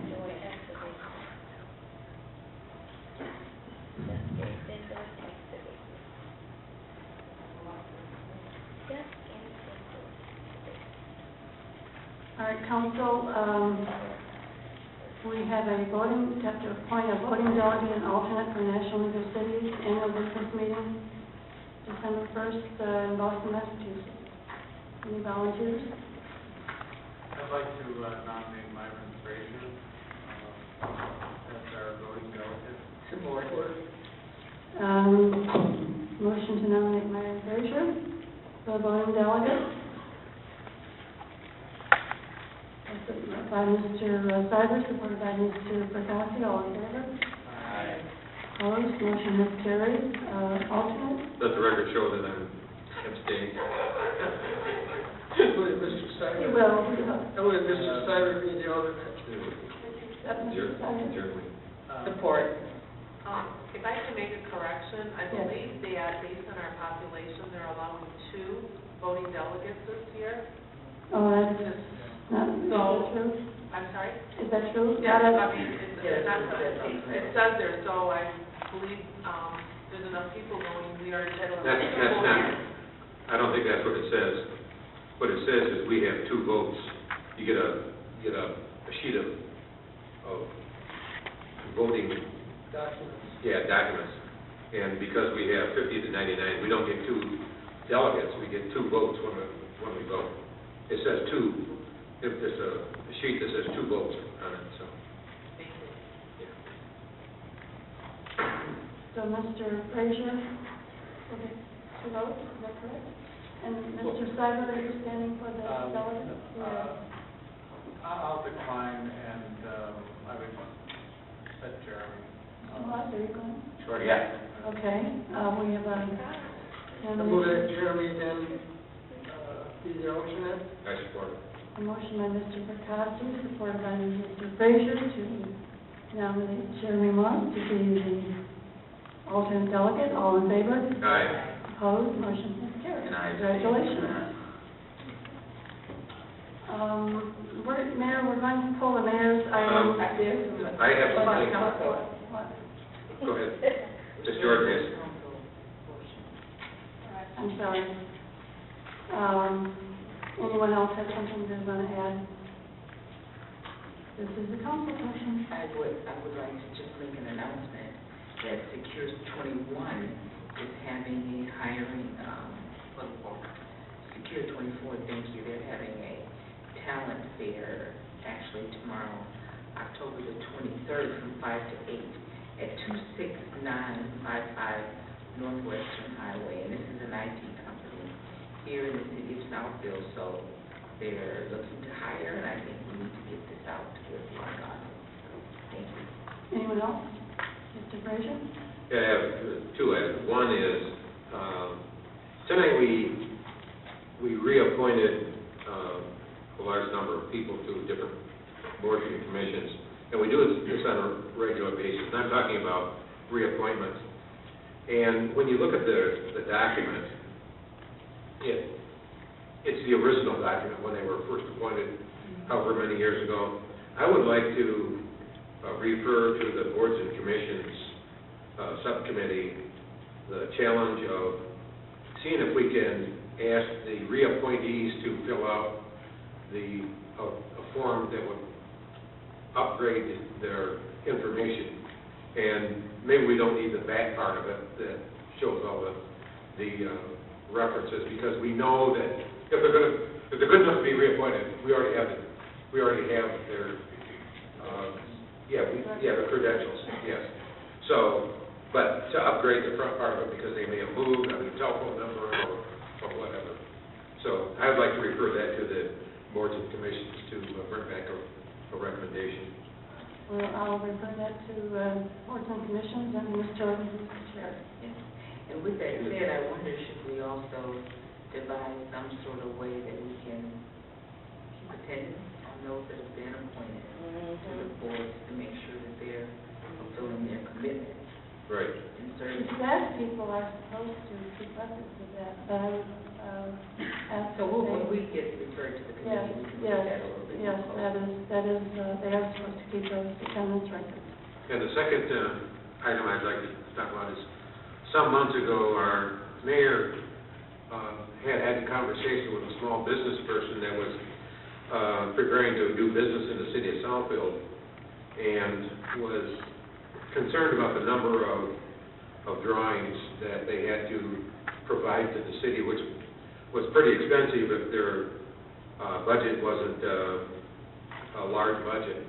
And I think it was 20, they had their requirement of providing 20 drawings. So my question is, has anybody taken a look at that, and do we really need 20, or is there a way that we can reduce that to some amount that might be less onerous to a small business person? You're talking about copies, okay? Copies of this, Yes. the Mr. prints. Clark, would you like to respond to that? Sure, through the chair. One of the items that we instituted, after the 20 copies that come for council meeting, there's another set of like 8 to 12 copies that needed for permanent record. Oh, so that's better. And what we've done is we talked to the various departments who actually get the 8 copies. And we were able to reduce those copies down to 4 11 by 17 copies and 4 full sets of copies. We've talked about going digitally and streamlining the process that way. So this goes beyond specifically just the planning department. what other departments, how they file and how they keep records and so forth. So we're constantly evolving and working on that. But we have made some immediate measures of reducing the amount of paper by reducing the sizes and so forth. Okay. Are these usable? If we turn these back in, If there can that take a, if there are no changes on council conditions, then we could use those to redistribute to the departments for their final copy. because I'm not, I don't know why we need this unless we have personal interest in the print. So by turning these back in, maybe that would offset some of the ones that you need for the permanent records. We'd be happy to work with you on that, and if there are some council people that would prefer things digitally, we can have CDs made as well. Larry, if I could. Go ahead. We have site plan meetings, and I turn mine in. Does that come back to me? Through the chair, if there are no changes, for example, sometimes the planning commission get a set of drawings, and there might be some changes to that prior to it going to site plan review committee, then we need new sets. After site plan review committee, sometimes there's recommendations and there are changes. So wherever we can, if there are no changes along the way, we try to reuse those copies.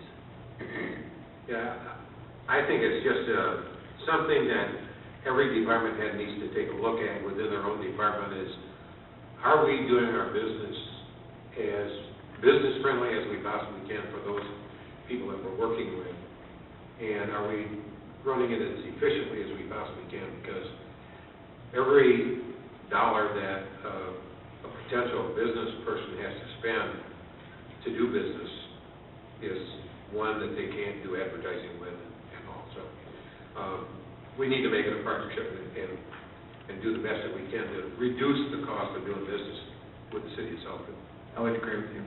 Okay, thank you. We usually, when council meetings are over, the planner, or someone who's representing the planner would collect drawings from us, and I don't know if you still do that. We do. I did mine before the meeting. Many of the members personally hand them to us. Yeah, I put mine up there for you. I got that, thank you. We recycle them where we can. Okay. But again, I think long-term, we've worked with the clerk's department and IT about streamlining paperwork so that all these hard copies don't have to be printed over and over again, and we're willing to work. I've offered my department as being one of the first test cases to go digitally, and that will go a long way. Having the copies provided to us digitally also would reduce paperwork. Yeah,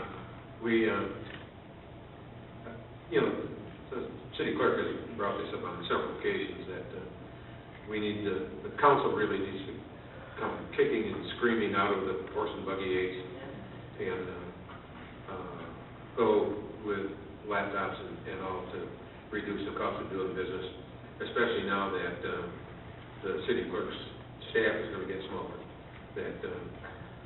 But we need to look at that all over the place too.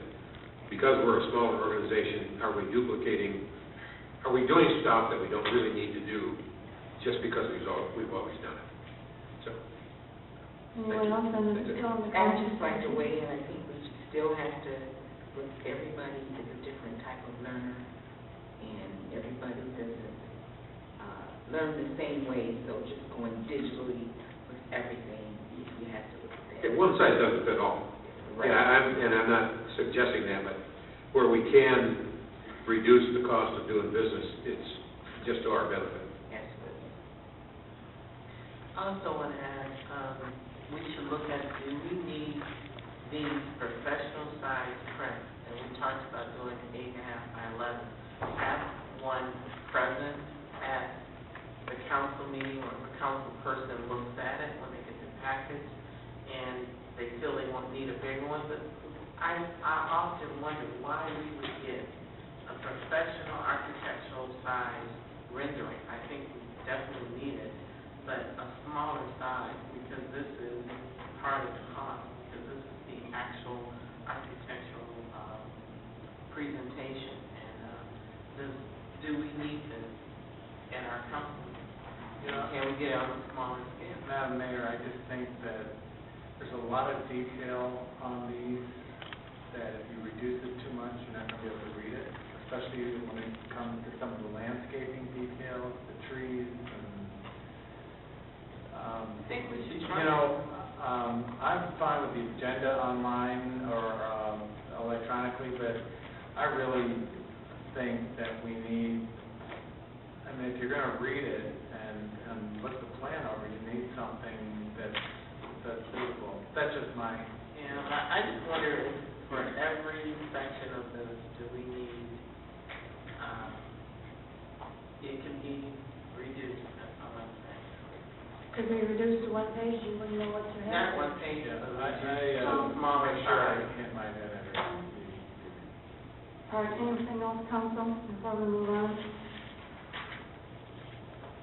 Under the mayor's portion, I'm going to pull these two expense reports and refer them to the finance committee, and to a meeting to be held within 10 days. Madam Chair, I would ask why is that being referred? I've had a request to do that, and that's, there are some issues on the policy, and it's going to be referred to the finance committee, and should be dealt with. Madam Chair, if you do this, you understand that your action approves payment. If there's going to be a discussion on procedure, then that should continue. But to hold up payment and incur late charges for discussion is not These prudent dates, thing to Madam do. Mayor, with all due respect, these dates are May 29th and June 12th. Yes, they are. I've been asked to pull it and refer to finance committee, and that's what I'm doing. There are some, I'm referring to finance committee. And you know that you're going to incur late fees because Well, why? even more. Then so be it. It's my time for the mic. You're entitled to speak, I'm just pulling those two items. No, sir, it's her section of the agenda. That's what I said, it is her section. Anyway, tonight I would like to talk about some things that happened in the city. First of all, we need to review how a item gets pulled by one recommendation, because I can make a recommendation to pull things from an agenda. It's usually discuss the reason, and just because someone requested isn't a viable reason. I would like to say that the city of Southfield hosted the International Festival. We had swearing in of new citizens. And it was really a good event to see over, I think it's 37 countries that were represented. It was really good. We just recently had the grand opening of ITT, a national training educational institution that opened their doors, and we did a grand opening for that. We had the re-grand opening of Sam's Club, where they have invested over $1 million into upgrading that store. And what's so good about that is that there are so many times that companies don't reinvest in their properties. And we talked about that as a city, that if we don't have majors like Kroger's, we talked about others, who their store gets tired and they reinvest in other communities. So I was excited to go in that Sam's Club, see the lighting had been improved, all new stands for their items that they were going to sell. And to be there at the morning and the opening, when they do their opening chant for all the workers, and how excited the workers were to be in a place that the company felt good enough to reinvest in. So that was really a very, very positive thing.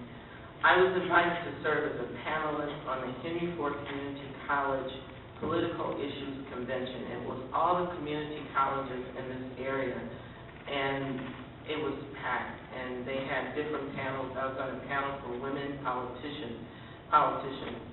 And the questions and the concerns of these young people who just becoming of age to vote was very, very refreshing, challenging, because you look at the panels, and most of the panels were very older people making decisions for these young people. And I don't know if they had to be there, but they showed up in big numbers, and it was a very impressive event.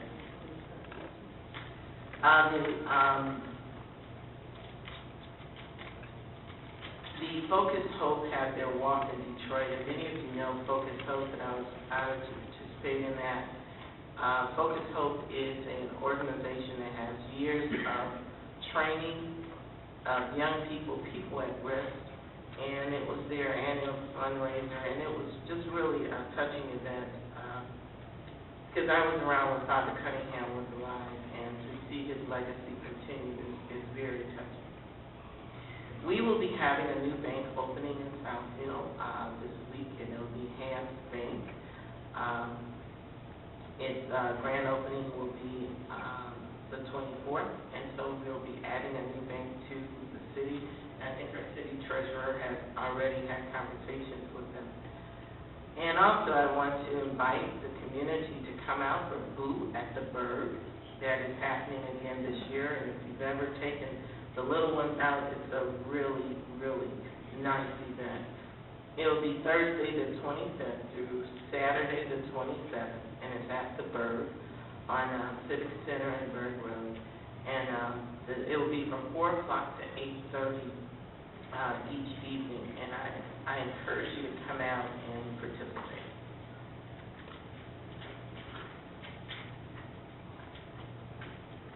Is that it?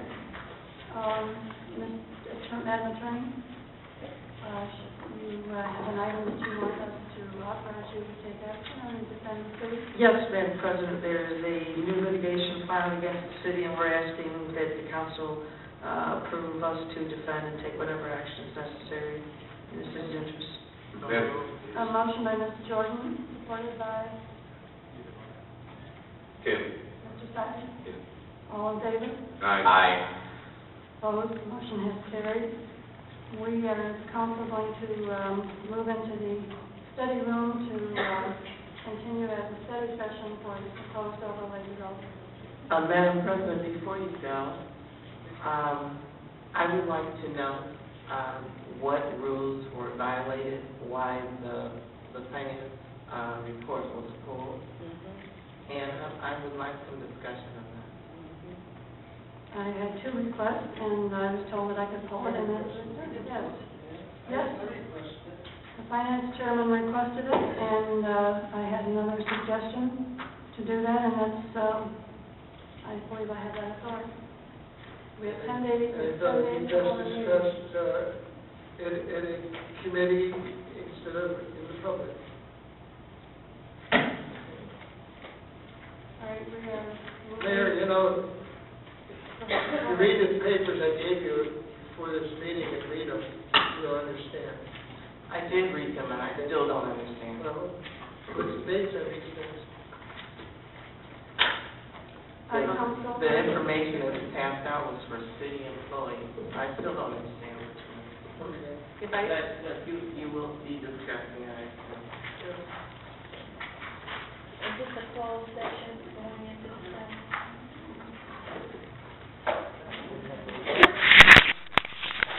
If I could, just add something before we adjourn from the open session, Yes, please. I'm sorry, I didn't call time. It's okay.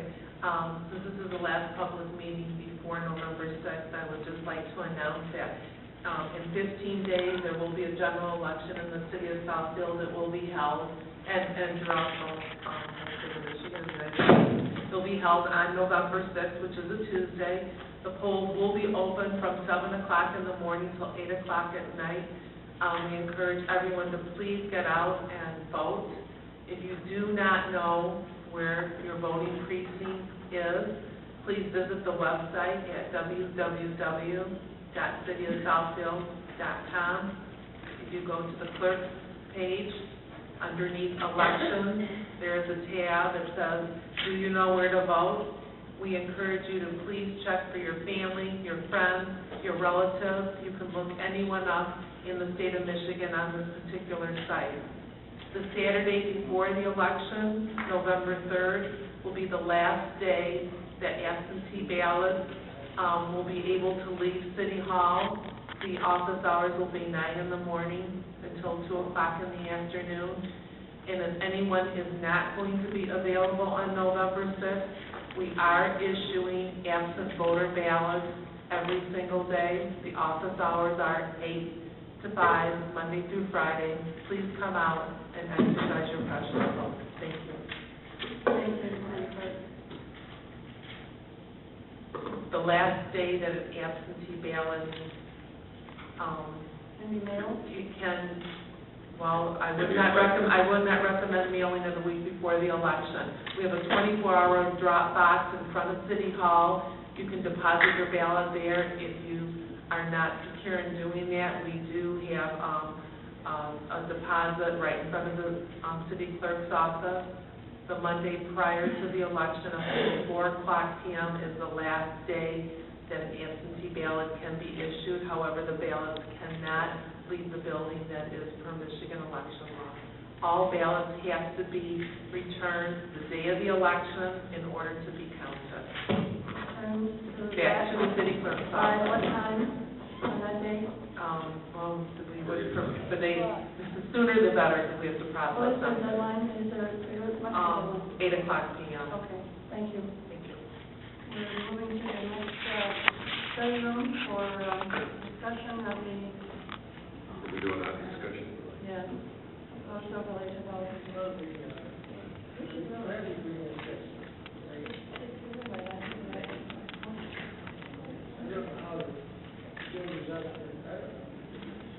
It's a long. Through the chair, through the chair, through the chair. I'd be happy to move it, possibly the next one. However,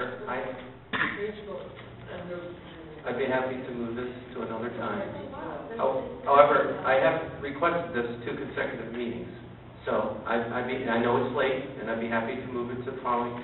I think we're having a special study session. I'd be happy to bring it next Monday.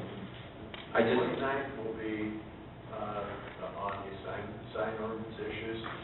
And a couple of other, this item will fall Well, the today. sign ordinance is quite a Yes. workout too. It is. But I think we could at Meeting least get scheduled started to start on at it. 6 o'clock. If we could start early, we could at least get started on that. all I'm asking is for a little bit of time to introduce this item. There's no, on Monday. This is a discussion item only at this point. I'm not asking for any votes, but I have requested 2 consecutive meetings to be on to discuss this. So, Should we to be fair, if you could put me on first next week, I'll keep it to a certain reasonable amount of time, and I'll be happy to come back next Monday. Let me just say this, Jerry, why I said to put it off to another day. It's something that is very important. And when you get to the late hours, you can't digest all of it. I read it all through, and it's quite detailed. And so, I'm talking about at least it's going to take an hour and a half to go through it. You can't have a, I just felt like things run through during that night, because that's when you're definitely not, but I don't care. I can go all night. I think it would be good to postpone it till the next. Should we make a motion to postpone it? I want to be fair to you, I'd rather start off fresh when everybody's hold attentive. off communications till after that. Right. That's 40 minutes. Okay, I just wanted to be fair. We can't deal with things that are very important to get through to accomplish business, Why don't you let us work it out with the administrator and with Terry, and we'll try to do it next week. Well, I'd like to vote on it so that it is on the agenda for next week. Well, we have a very heavy sign ordinance to go through. I mean, that's 2 items. Well, I think we can handle have to it. start early. No, this is not light reading. We have to start early if we're going to do that. If that's That's a council. The meeting is scheduled for 6 o'clock. So this is early start. And is that the only item, single item agenda? Single, we have the sign ordinance issues, and we have the introduction of court people, just brief, And then we had this item we pulled, which shouldn't take too long. So you have, and you put overlays with it, probably get through it, but it'd be a long that night. would be the thing to do. It'd be a long night, but hopefully finish before 11 o'clock. Yeah, this is not a good time to start at this late. It's really, there's a lot in here to be considered. It's not doing it justice to do it started now. Do we need a motion to do it, You could do a motion to postpone to a date certain, that being October 29th. So moved. Support. All right, a motion by Mr. Moss, supported by Ms. Jordan to postpone to a date certain being next. Is that all right, Terry? Yeah, I'm fine with that. You got on the board that you need us to... No, this is maybe more than one discussion. This may take more than one meeting, but. I anticipate it will, but I'm asking if I can at least have an hour so we can start the We discussion. want to do it when we're fresh and when we can have our full attention. Well, I'm asking to be before the sign ordinance. There is some relationship between the overlay and the other issues in the sign ordinance, so it would make sense. Actually, the overlay should probably go first. Thank you. We can do that. There being no other business to come We have to before? vote.